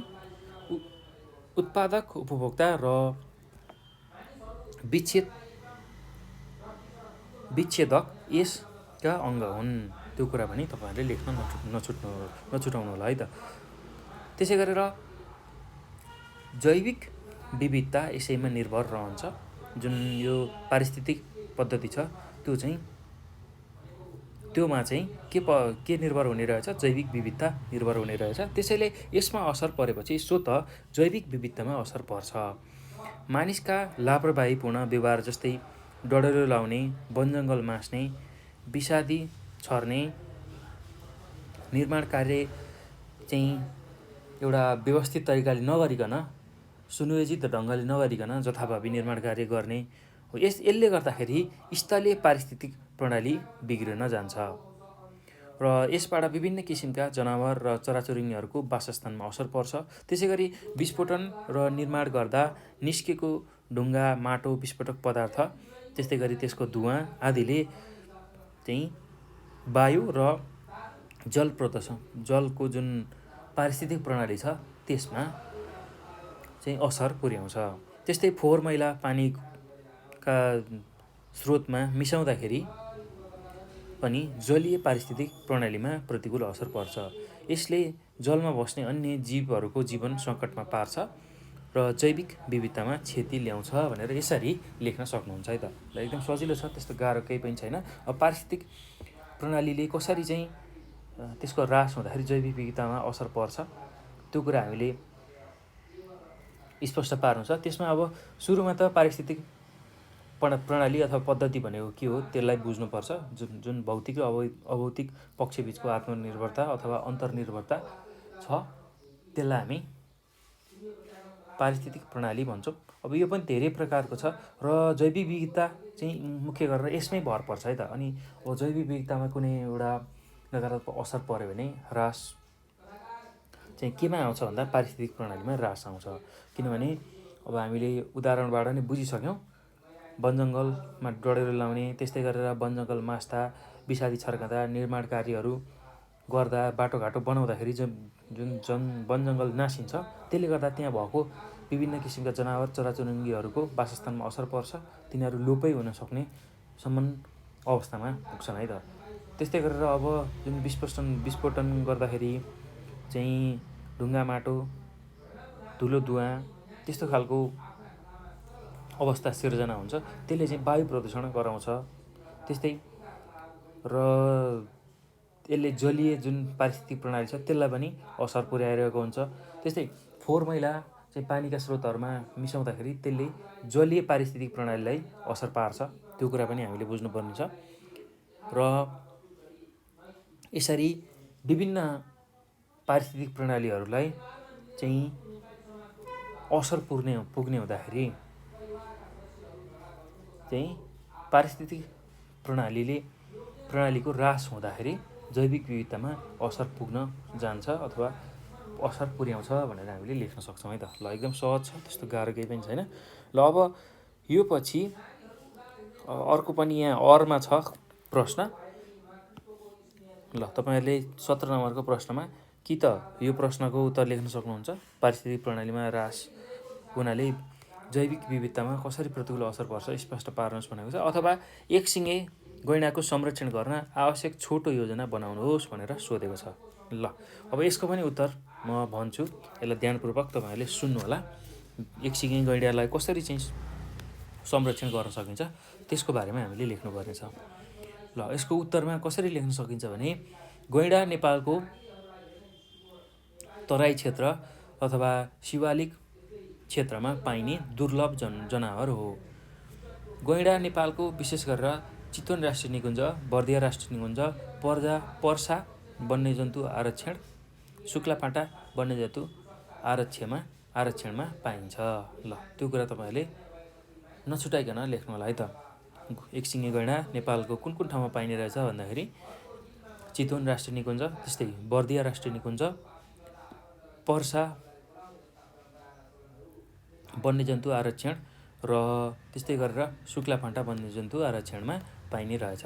प्राय पानी हुने धापिलो ठाउँ, त्यस्तै घाँसे मैदान र सालको वन जङ्गल भएको स्थानमा चाहिँ गैँडा पाइन्छ अथवा त्यस्तो खालको वासस्थान चाहिँ यसलाई मनपर्छ अथवा त्यस्तो खालको वासस्थानमा चाहिँ यो बस्छ भनेर यति कुरा थोरै परिचय गैँडाको परिचयको बारेमा लेख्न सक्नुहुन्छ। र यो लेखिसकेपछि अब अर्को कुरा भनेको नेपालमा जुन एकसिङे गैँडा छ त्यसको संरक्षण गर्न कस्तो खालको योजना बनाउनुपर्छ भनेर तपाईँलाई प्रश्नले सोधेको छ। अब त्यही योजना हामी कसरी बनाउन सक्छौँ त्यसलाई बुँदागत रूपमा व्याख्या गर्दै जान्छौँ। तपाईँहरूले त्यही चिज सुनेर सजिलैसँग यसलाई लेख्न सक्नुहुन्छ है त।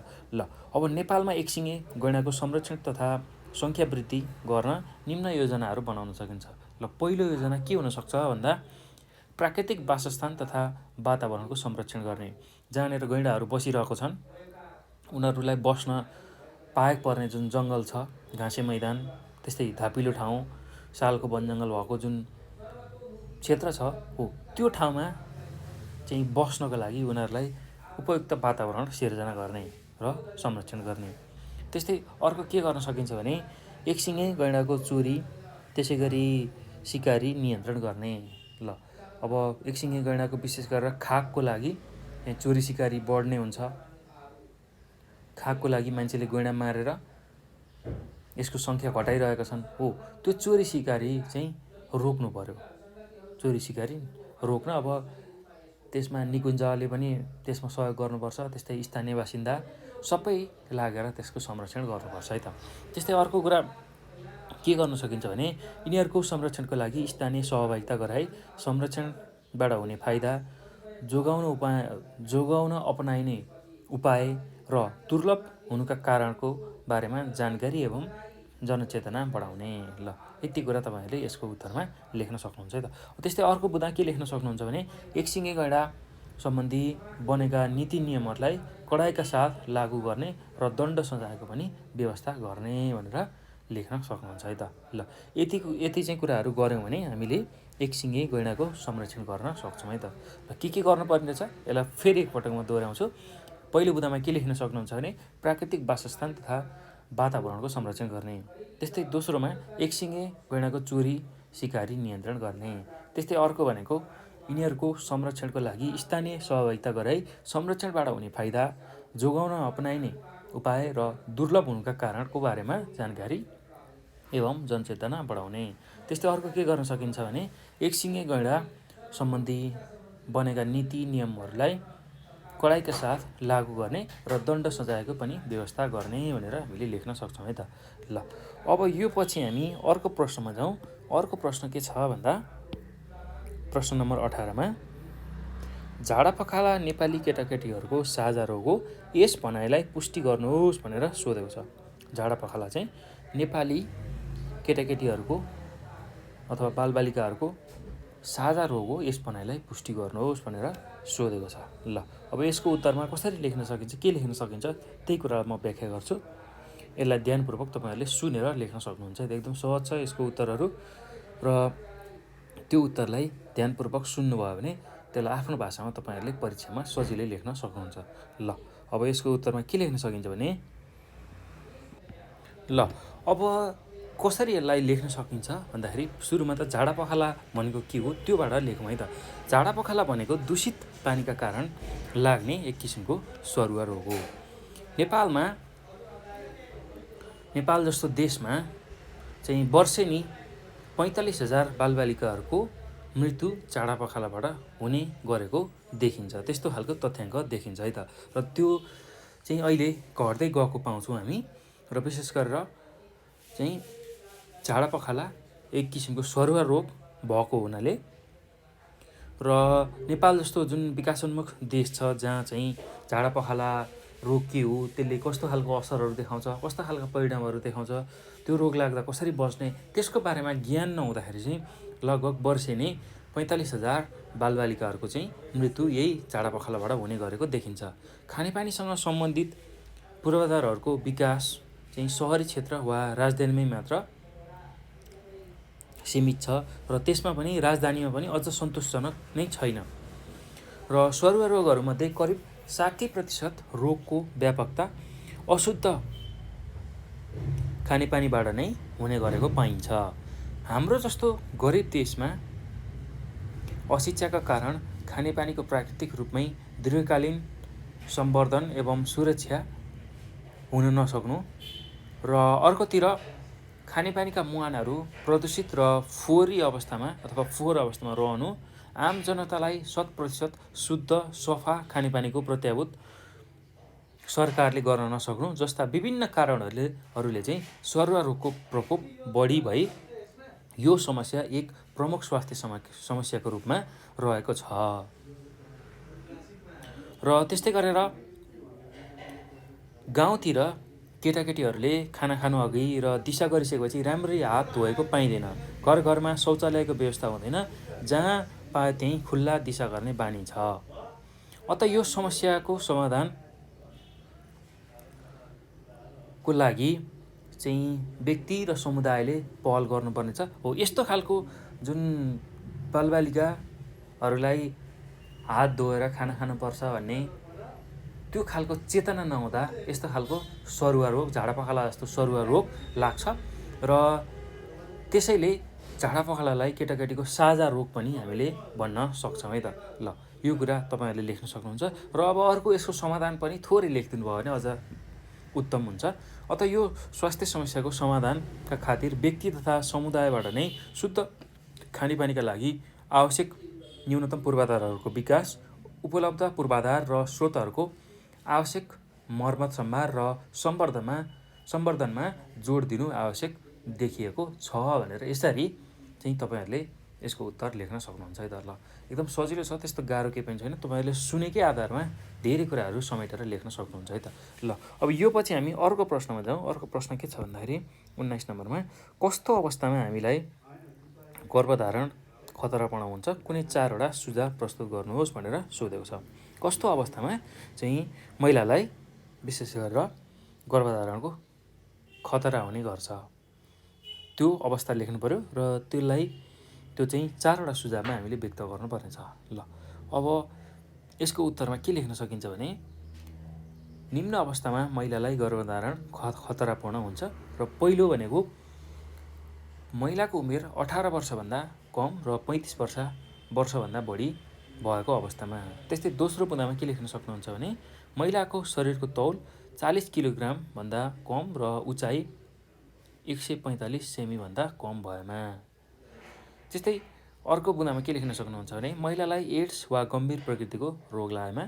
र अर्को के लेख्न सक्नुहुन्छ भने पेटको बच्चालाई असर पार्ने औषधिहरू सेवन गरिरहेको अवस्थामा।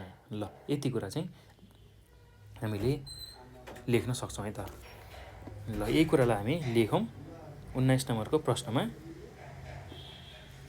19 नम्बरको प्रश्नको उत्तरमा के लेख्न सकिन्छ भन्दाखेरि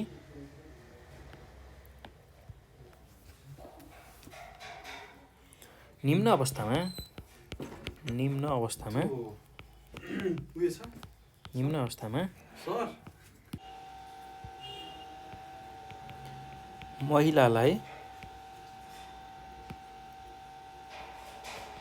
महिलालाई गर्भधारण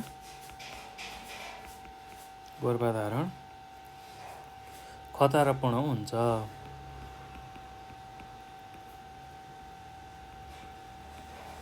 ल कस्तो कस्तो अवस्थामा चाहिँ खतरापूर्ण हुन्छ त्यसलाई लेख्दै जाउँ। पहिलो बुँदामा के लेखौँ भने महिलाको उमेर 18 वर्षभन्दा कम र 35 वर्षभन्दा बढी भएको अवस्थामा। महिलाको उमेर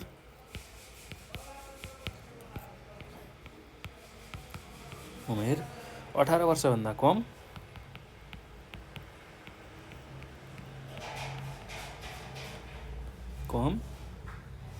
र 35 वर्षभन्दा बढी भएको अवस्थामा। वर्षभन्दा बढी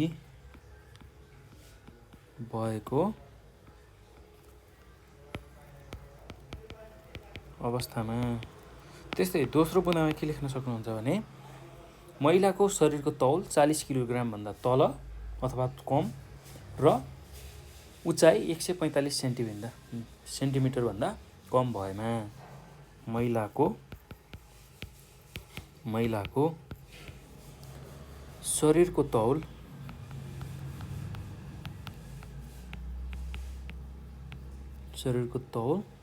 40 किलोग्रामभन्दा कम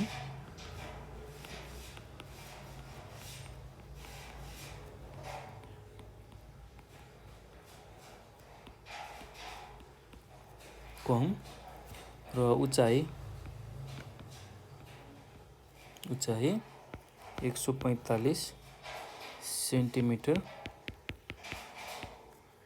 भन्दा कम भएमा।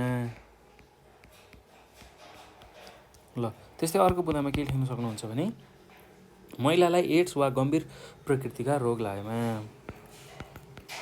महिलालाई एड्स वा गम्भीर प्रकृतिका रोग लागेमा। गम्भीर प्रकृतिका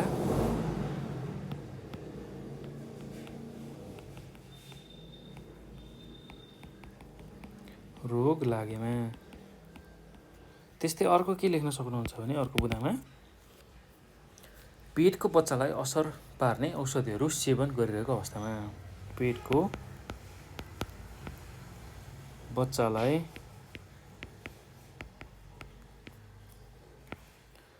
असर पर्ने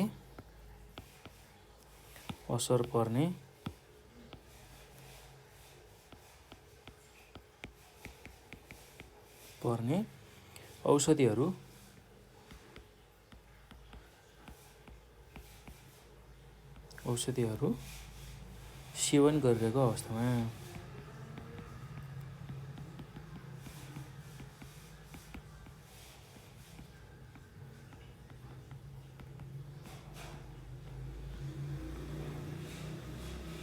ल यति कुरा तपाईहरुले लेख्न सक्नुहुन्छ है त। अब यो पछि हामी अर्को प्रश्नमा जाउँ।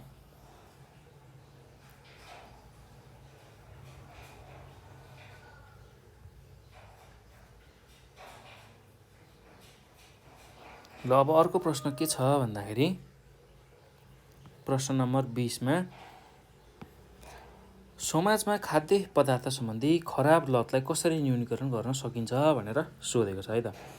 समाजमा खाद्य पदार्थ सम्बन्धी जुन खराब लत छ त्यसलाई कसरी न्यूनीकरण गर्न सकिन्छ, कम गर्न सकिन्छ त्यो छ। अथवा अर्को कुरा के पनि सोधेको छ भने यसकै अरमा अथवामा नेपालमा निरोधात्मक स्वास्थ्य सेवाको औचित्य पुष्ट्याउनुहोस् भनेर सोधेको छ। ल अब हामी दुईटै उत्तर लेख्छौँ, अथवावाला पनि उत्तर लेख्छौँ र माथि सोधेको उत्तर पनि लेख्छौँ है त। ल अब सुरुमा खाद्य पदार्थ सम्बन्धी नै हामी चर्चा गर्छौँ। समाजमा खाद्य पदार्थ सम्बन्धी खराब लतलाई कसरी न्यूनीकरण गर्न सकिन्छ यो कुरा हामीलाई सोधेको छ र यसको उत्तरमा के लेख्न सकिन्छ भने अब म यसको उत्तर पनि भनिदिन्छु, तपाईहरुले यसलाई ध्यानपूर्वक सुन्नु होला र सुनेकै आधारमा तपाईहरुले एकदम राम्रो उत्तर लेख्न सक्नुहुन्छ, त्यसैले यसलाई ध्यानपूर्वक सुन्नु होला है त। ल अब यसको उत्तरमा के लेख्न सकिन्छ भने मानिसले स्वास्थ्यका लागि भन्दा पनि स्वादका लागि निरन्तर कुनै पनि खाद्य वस्तुको प्रयोग गर्छ भने उसलाई उक्त वस्तुप्रति लत लागेको हुन सक्छ।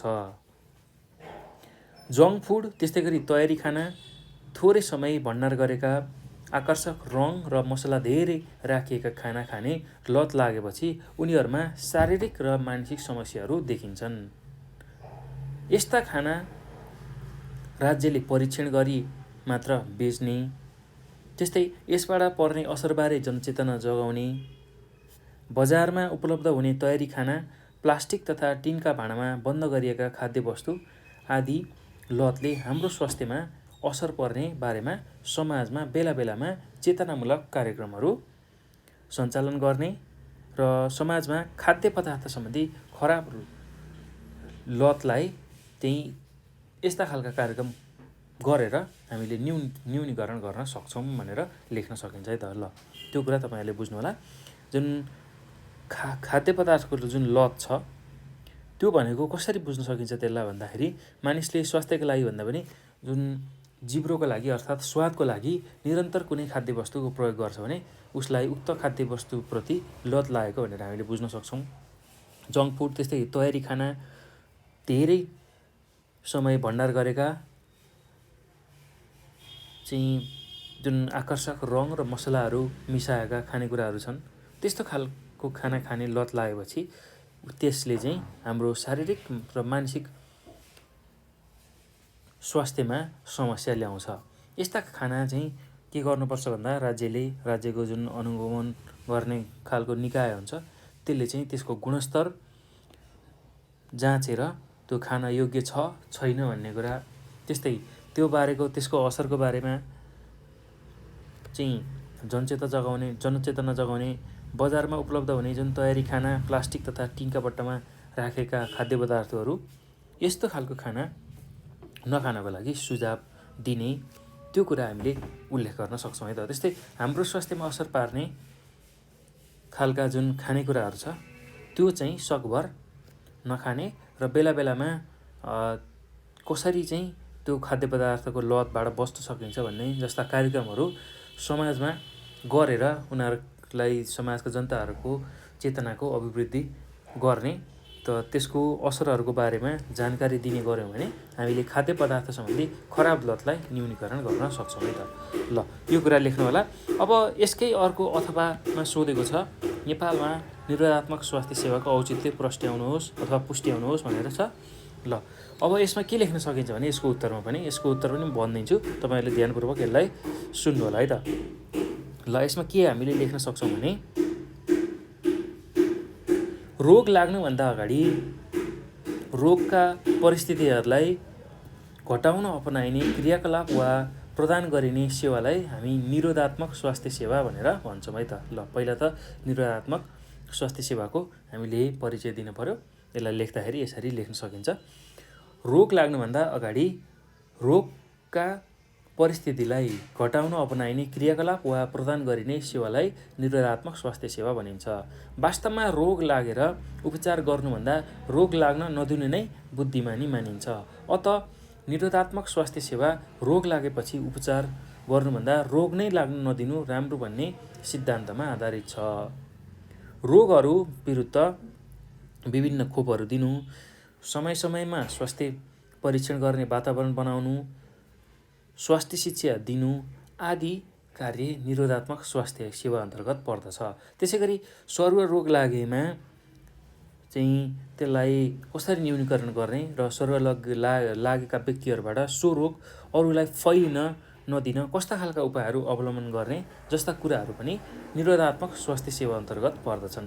वास्तवमा रोग लागेर उपचार गर्नुभन्दा रोग लाग्न नै नदिनु चाहिँ सबैभन्दा बुद्धिमानी र राम्रो हुन्छ। रोग लागिसकेपछि उपचार गर्न निकै गाह्रो र खर्चिलो पनि हुने हुन्छ। अब त्यसरी ठुल्ठुला रोग लागिहाल्यो भने ज्यान जोखिममा पनि पर्न सक्छ। त्यसैले निरोधात्मक स्वास्थ्यमा चाहिँ हामीले अलि बढी ध्यान पुर्याउन सके हामी विभिन्न रोगहरूबाट बच्न सक्छौँ भनेर तपाईँहरूले यसरी उत्तर लेख्न सक्नुहुन्छ है त। ल एकदम सहज छ, त्यस्तो गाह्रो केही पनि छैन। यसरी यसको उत्तर सजिलै लेख्न सक्नुहुन्छ। यही सुनेकै आधारमा तपाईँहरूले यसको उत्तर लेख्न सक्नुहुन्छ। ल यो सँगसँगै हामीले समूह खको सबै प्रश्न र त्यसको उत्तरहरू हेऱ्यौँ, बुझ्यौँ र कतिपय कुराहरू सुन्यौँ र कतिपय कुराहरू लेख्यौँ पनि है त। ल अब समूह ग अन्तर्गतको लामो प्रश्न उत्तरमा अब हामी जाँदैछौँ। ल अब यसमा ल पहिलो प्रश्न के छ भन्दाखेरि हाम्रो 21 नम्बरमा जनघनत्व भनेको के हो? नेपालको हिमाली क्षेत्रमा जनघनत्व कम हुनुका कुनै 5 कारणहरू लेख्नुहोस् भनेर सोधेको छ। ल अब यसको उत्तर पनि एकदम सजिलो छ। यसको उत्तर पनि म व्याख्या गर्छु, तपाईँहरूले ध्यानपूर्वक यसलाई सुन्नु होला है त। अब सुरुमा त जनघनत्व भनेको के हो भनेर बुझौँ है त। कुनै देश वा ठाउँमा कुल जनसङ्ख्या प्रति एकाइ वर्ग किमीमा अर्थात् किलोमिटरमा बसोबास गर्ने मानिसहरूलाई अथवा त्यसको मापनलाई मानिसको मापनलाई जनघनत्व भनेर बुझिन्छ। ल अब अझ सजिलोसँग यसलाई बुझ्दाखेरि के भनेर लेख्न सकिन्छ भने जनघनत्व भन्नाले कुनै देश वा ठाउँको 1 वर्ग किलोमिटर क्षेत्रभित्र औसत कतिजना मानिस बसोबास गर्छन् भन्ने बुझाउँछ। हेर्नुहोस् त, कुनै देश वा ठाउँको 1 वर्ग किलोमिटरको जुन क्षेत्र हुन्छ त्यति क्षेत्रफलभित्र औसत कतिजना मान्छे चाहिँ त्यहाँ बस्छन् त हो, त्यो कुरा चाहिँ जनघनत्वले बुझाउँछ है त। त्यो कुरा चाहिँ जनघनत्वले दिन्छ। अब जनघनत्व पत्ता लगाउन चाहिँ हामीले एउटा सूत्र प्रयोग गर्न सक्छौँ। जनघनत्व भनेको कुल जनसङ्ख्यालाई कुल क्षेत्रफलले हामीले भाग गऱ्यौँ भने त्यसले चाहिँ जनघनत्व निकाल्छ है त। कुल अब जस्तै कि मानौँ कि म अहिले काठमाडौँ जिल्लामा छु, काठमाडौँ जिल्लाको कुल जनसङ्ख्या कति छ त्यसलाई चाहिँ काठमाडौँ जिल्लाको कुल क्षेत्रफलले भाग गर्यो भने चाहिँ त्यसले के दिन्छ भन्दाखेरि जनघनत्व दिन्छ। ल त्यति कुरा चाहिँ तपाईँहरूलाई थाहा हुनु पऱ्यो है त। ल यति चाहिँ कुरा तपाईँहरूले जनघनत्वमा लेख्न सक्नुहुन्छ। जनघनत्व भन्ने बित्तिकै कुनै देश वा ठाउँको 1 वर्ग किलोमिटर क्षेत्रफलभित्र औसत कतिजना मानिसहरू बसोबास गर्छन् त्यो मापन गर्ने चिजलाई नै हामी जनघनत्व भनेर भन्छौँ है त। ल त्यसलाई अझ राम्रोसँग लेख्दा कुनै देश वा ठाउँमा कुल जनसङ्ख्या प्रति एकाइ वर्ग किमीमा बसोबास गर्ने मान्छेको जुन मापन छ त्यसलाई हामी जनघनत्व भनेर भन्छौँ है त। अब जनघनत्व निकाल्ने सूत्र भनेको कुल जनसङ्ख्यालाई कुल क्षेत्रफलले भाग गर्यो भने जनघनत्व आउँछ। अब अर्को दोस्रो खण्डमा के सोधेको छ भन्दाखेरि नेपालको हिमाली क्षेत्रमा जनघनत्व कम हुनुका कुनै 5 कारणहरू लेख्नुहोस् भनेर सोधेको छ। ल अब त्यो कारणहरू म यहाँ व्याख्या गर्दै जान्छु, त्यसलाई ध्यानपूर्वक तपाईँहरूले सुन्नु होला है। सुनेर त्यही सुनेकै आधारमा लेख्न सक्नुहुन्छ। ल अब पहिलो कारण के हुनसक्छ भन्दाखेरि उर्वरा भूमिको अभाव। त्यस्तै दोस्रो कारण के हुनसक्छ भन्दाखेरि भौगोलिक विकटता। त्यस्तै तेस्रो बुँदामा के लेख्न सक्नुहुन्छ भने विकासका पूर्वाधारहरू ज्यादै न्यून रहनु। त्यस्तै अर्को के हुनसक्छ भन्दाखेरि रोजगारीको अभाव। र अर्को के हुनु भन्दाखेरि प्रतिकूल मौसमका कारण खेतीपाती पशुपालन एवं जीविकोपार्जनका लागि कठिन अवस्था रहनु र बसाइ सरिरहनु। ल यति कुरा चाहिँ तपाईँहरूले यसमा लेख्न सक्नुहुन्छ है त। अब यसको थोरै व्याख्या हामी बुँदागत रूपमा गर्दै जान्छौँ। ल अब पहिलोमा के लेख्न सकिन्छ भने जुन हिमाली क्षेत्रमा जनघनत्व कम हुनुको 5वटा कारणमा हामीले पहिलो कारण उर्वरा भूमिको अभाव भनेका थियौँ। अब त्यसकै बारेमा थोरै व्याख्या गर्दा कसरी लेख्न सकिन्छ भने यस प्रदेशमा अर्थात् हिमाली प्रदेशमा 35.2% भूभाग रहे पनि 2% मात्र भूमि कृषि उत्पादनका दृष्टिकोणले योग्य छ। हिमाली क्षेत्रमा उर्वर तथा खेतीयोग्य जमिनको अभाव भएकाले दिनदिनै हिमाली क्षेत्रबाट तराई क्षेत्रमा बसाइ सर्ने क्रम चाहिँ बढ्दै गएको छ भनेर लेख्न सक्नुहुन्छ है त। त्यस्तै अब अर्को बुँदामा के लेख्न सक्नुहुन्छ भने भौगोलिक विकटता र त्यसमा के लेख्न सकिन्छ भने हिमाली क्षेत्रमा समथर भूभागको कमी छ। यस प्रदेशको हावापानी ठन्डा, ओसिलो र सुक्खा किसिमको छ भनेर हामीले लेख्न सक्छौँ है त। भौगोलिक विकटतामा हिमाली क्षेत्रमा समथर भूभागको कमी छ। यस प्रदेशमा हावापानी ठन्डा, ओसिलो र सुक्खा किसिमको छ भनेर लेख्न सक्नुहुन्छ। त्यस्तै अब त्यसमा के थप्न सक्नुहुन्छ भने हिम श्रृङ्खला, हिमताल, हिमटाकुराहरूले गर्दा चिसो हुने हुँदा यहाँका मानिसहरू दक्षिणमा बसाइ सर्ने क्रम चाहिँ बढी छ भनेर लेख्न सक्नुहुन्छ है त। उत्तरी क्षेत्रमा चाहिँ विशेष गरेर हिमाली खण्ड छ र त्यहाँ एकदमै मौसम चिसो हुने हुनाले त्यहाँबाट चाहिँ बसाइ सरेर मान्छे दक्षिणी भेगतिर गइरहेको छन् भनेर लेख्न सक्नुहुन्छ। अब त्यस्तै अर्को बुँदामा हाम्रो के छ भन्दाखेरि विकासका पूर्वाधारहरू ज्यादै न्यून रहनुले भने चाहिँ हिमाली क्षेत्रको जनघनत्व कम भएको हुनसक्छ। र यसलाई कसरी व्याख्या गर्न सकिन्छ भने अब हिमाली प्रदेशमा यातायातको विकास अरू प्रदेशहरूको तुलनामा अथवा दाँजोमा धेरै न्यून भएको देखिन्छ। सडक निर्माण, सिँचाइका लागि कुलो निर्माणका कारण कृषिमा आश्रित अधिकतम जनसङ्ख्या व्यावसायिक खेतीतर्फ आकर्षित भई हिमालबाट तराईतिर बसाइ सरिरहेका छन् भनेर हामीले लेख्न सक्छौँ है त। त्यस्तै अब अर्को भनेको रोजगारीको अभाव। ल हिमाली क्षेत्रमा जनघनत्व कम हुनुको अर्को कारण भनेको रोजगारीको अभाव हो। अब कसरी रोजगारीको अभावले चाहिँ जनघनत्व कम भएको छ त्यसलाई पनि बुझौँ है त। ल हिमाली क्षेत्रमा कृषि र पशुपालनबाट कम मात्र आम्दानी हुन्छ। तराई क्षेत्रमा नेपालकै ठुल्ठुला उद्योगहरू सञ्चालन भएकाले अथवा रहेकाले उचित रोजगारीको खोजीमा हिमाल र पहाडबाट मानिसहरू चाहिँ तराईतिर बसाइ सरेको हामी पाउँछौँ है त। ल त्यही कुरा तपाईँहरूले लेख्न सक्नुहुन्छ। र अर्को बुँदामा के लेख्न सकिन्छ भने प्रतिकूल मौसमका कारण खेतीपाती पशुपालन एवं जीविकोपार्जन गर्न कठिनाइ हुने अवस्था भएको हुनाले हिमाली प्रदेशबाट चाहिँ अन्य प्रदेशमा पहाडी र तराई प्रदेशमा चाहिँ मान्छेहरू चाहिँ बसाइ सरिरहेका छन्, जसले गर्दा हिमाली क्षेत्रको जनसङ्ख्या कम हुँदै गएको छ र अन्ततः जनघनत्व कम भइरहेको छ भनेर यसरी आफ्नो भाषा मिलाएर लेख्न सक्नुहुन्छ है त। ल अब त्यो पछि हामी अर्को नम्बरमा जाउँ। प्रश्न नम्बर 22मा के सोधेको छ भन्दाखेरि सानो परिवार सुखको आधार हो। सानो परिवारले कसरी गुणस्तरीय जीवन अपनाउनमा सहयोग पुर्याउँछ भनेर प्रश्न सोधेको छ है त। ल एकदम सजिलो छ, केही गाह्रो छैन। ल अब यसलाई कसरी लेख्न सकिन्छ त्यही कुराको चर्चा गर्छु म, र यसलाई पनि म व्याख्या गर्छु। तपाईँहरूले यसलाई ध्यानपूर्वक सुन्नुहोला र सजिलै तपाईँहरूले यसलाई लेख्न सक्नुहुन्छ है त। ल अब गुणस्तरीय जीवन चाहिँ सुखको आधार हो भनेर गुणस्तरीय परिवार हुनको लागि, गुणस्तरीय जीवन जिउनको लागि सानो परिवार हुनुपर्छ, त्यो कुरा हामीलाई थाहा हुनुपर्छ है त। गुणस्तरीय जीवन हुने बित्तिकै चाहिँ हामीले जुन आवश्यकताहरू पुरा गर्नुपर्ने हो परिवारको त्यो सब सहजै पुरा गर्न सक्छौँ। र त्यो हुँदाखेरि हामीलाई सबै आवश्यकताहरू सहजै परिपूर्ति हुँदाखेरि हामीलाई दुःखको अनुभव हुँदैन। जुन भौतिक दुःख अथवा भौतिक अभावको जुन एउटा समस्या छ त्यो चाहिँ हामीलाई हुँदैन भनेर हामीले लेख्न सक्छौँ। ल अब यसलाई चाहिँ कसरी लेख्न सकिन्छ, कसरी व्याख्या गर्न सकिन्छ भने यसलाई अब यसरी हामी व्याख्या गर्न सक्छौँ। गुणस्तरीय जीवन निर्माणमा सानो परिवारले महत्त्वपूर्ण योगदान गरेको हुन्छ। परिवारको आकार सानो हुनाले परिवारका सदस्यहरूको हरेक आधारभूत र अन्य आवश्यकताहरू पुरा भई जीवन चाहिँ स्तरीय हुन्छ। परिवारका लागि आवश्यक पर्ने खाना, लुगा, शिक्षा, स्वास्थ्य, घर, मनोरञ्जन, सुरक्षा आदि यस्ता खालका आवश्यकताहरू सानो परिवार भएमा पुरा गर्न सहज हुन्छ। यसले गर्दा परिवारका सदस्यहरूले सुखसाथ जीवन यापन गर्न सक्छन्।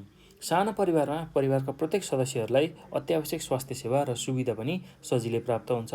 त्यस्तै उनीहरूलाई चाहिँ गुणस्तरीय शिक्षा र उच्च शिक्षा पनि प्राप्त गराउनको लागि सजिलो हुन्छ र उनीहरू आफूलाई जुनसुकै परिस्थिति वा समयमा दक्ष, निपुण र सक्षम बनाउन सफल हुन्छन्।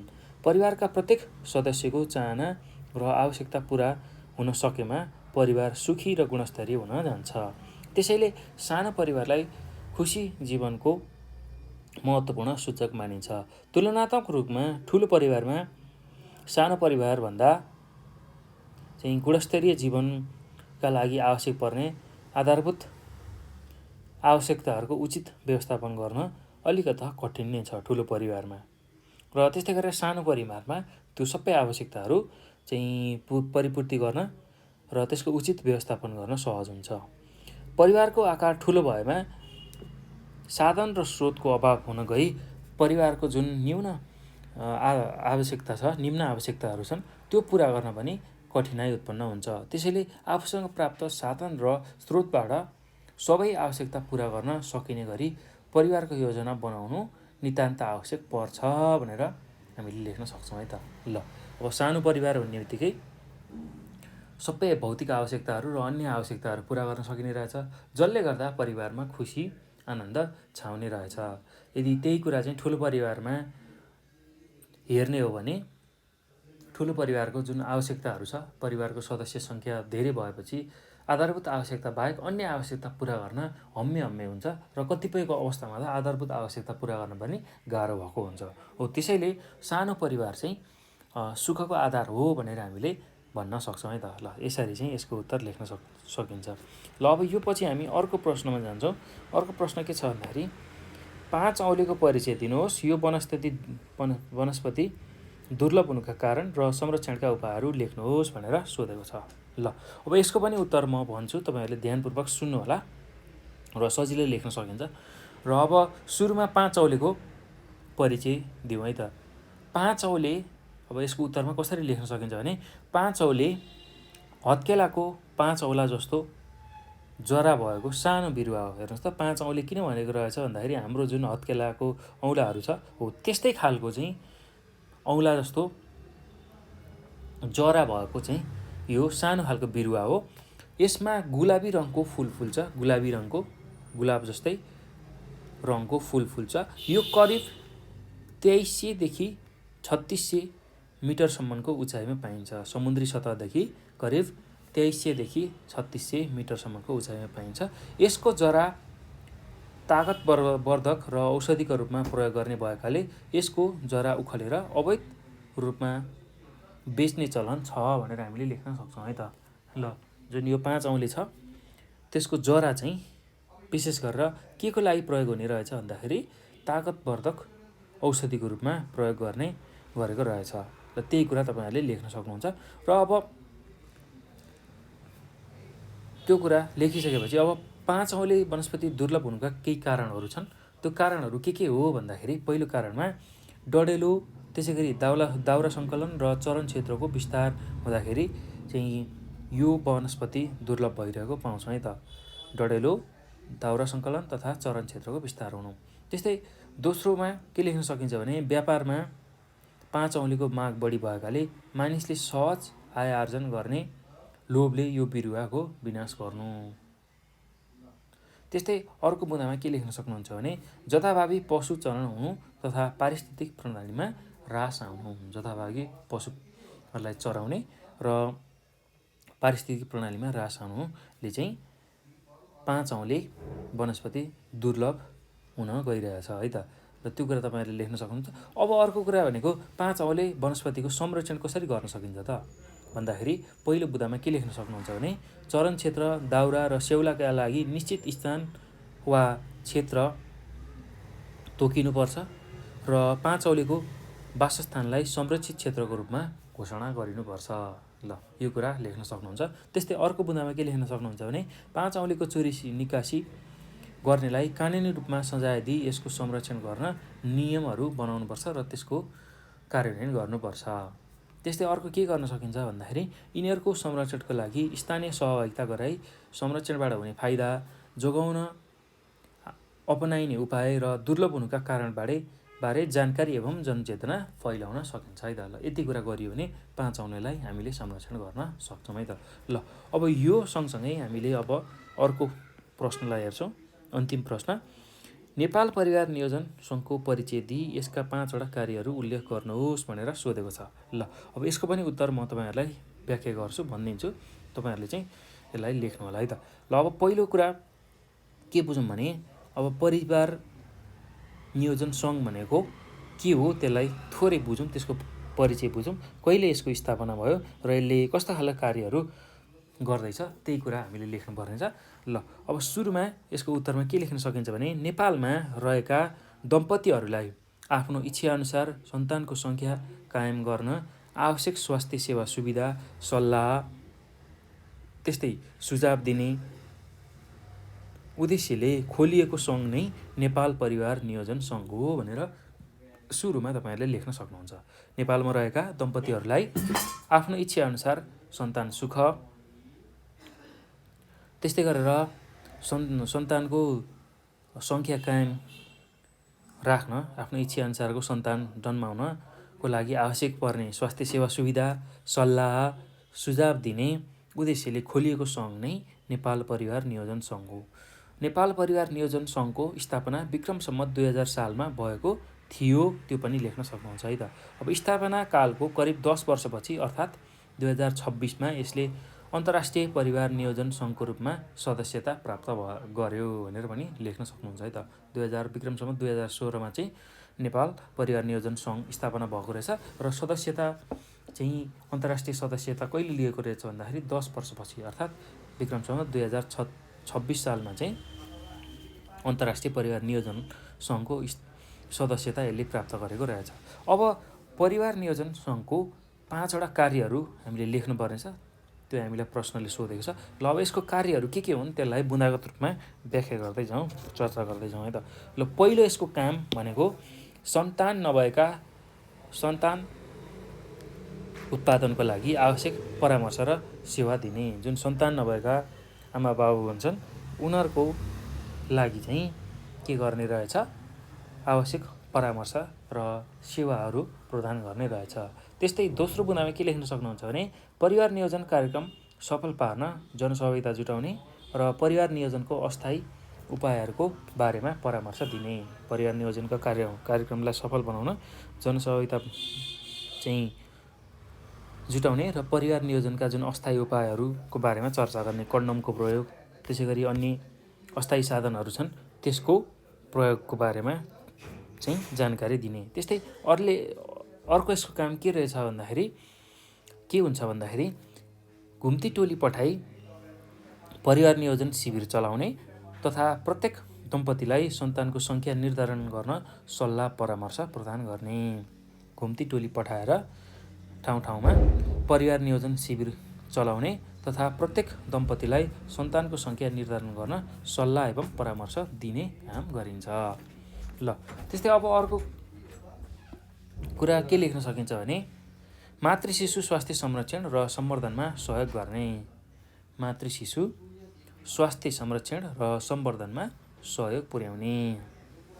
त्यस्तै अर्को के काम गर्ने रहेछ भन्दाखेरि सन्तानको रहर पुगेका दम्पतिलाई स्थायी बन्ध्याकरण सेवा प्रदान गर्ने।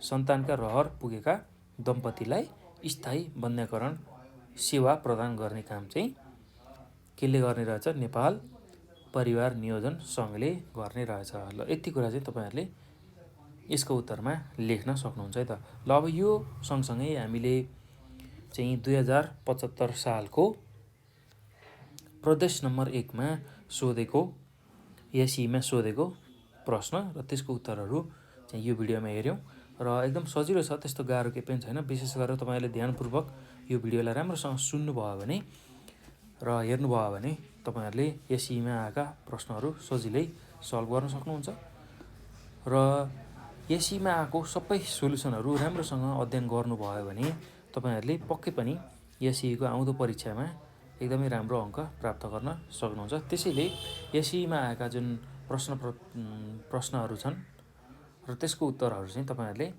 राम्रोसँग अभ्यास गर्नुहोला। त्यो गर्नुभयो भने पक्कै पनि आउँदो एसईको परीक्षाको लागि एकदमै सहयोगी हुनसक्छ है त। ल यति कुरा मैले यसमा गरेँ र हामी योभन्दा पछाडि अब प्रदेश नम्बर 2मा सोधेको 2075 सालमा सोधेको प्रश्न र त्यसको उत्तरहरू पनि हामीले लेख्नेछौँ है त। ल एकदम सहज छ, त्यस्तो गाह्रो केही पनि छैन। यति कुरा मैले यसमा गरेँ। ल भाइ बहिनीहरू, अब यो भिडियो हेरिसकेपछि तपाईँहरूले धेरै कुराहरू जानकारी पाइसक्नुभयो, बुझिसक्नुभयो। यदि कुनै कुराहरू जान्नु भएन, बुझ्नु भएन भने तपाईँहरूले हामीलाई 9849595895 यो नम्बरमा कल गरेर आफ्नो जिज्ञासा समस्याहरू हामीले राख्न सक्नुहुन्छ र हामी त्यसको समाधान तपाईँहरूमा लिएर आउँछौँ। र यही नम्बरको भाइबर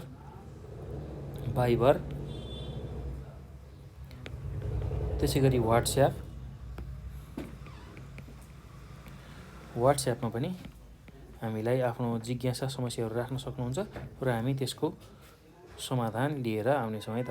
ल भाइ बहिनीहरू, अब यो भिडियो हेरिसकेपछि तपाईँहरूले चाहिँ आफ्नो साथीहरूलाई यसको बारेमा जानकारी दिनुहोला र एसई तयारी गर्ने सबै साथीहरूलाई यसको बारेमा तपाईँहरूले भन्नुहोला र साथसाथै नेपाल अनलाइन स्कुलको युट्युब च्यानललाई पनि सब्सक्राइब गर्न नभुल्नुहोला र सब्सक्राइब गरेर नजिकै रहेको बेल आइकनलाई पनि दबाउनु होला।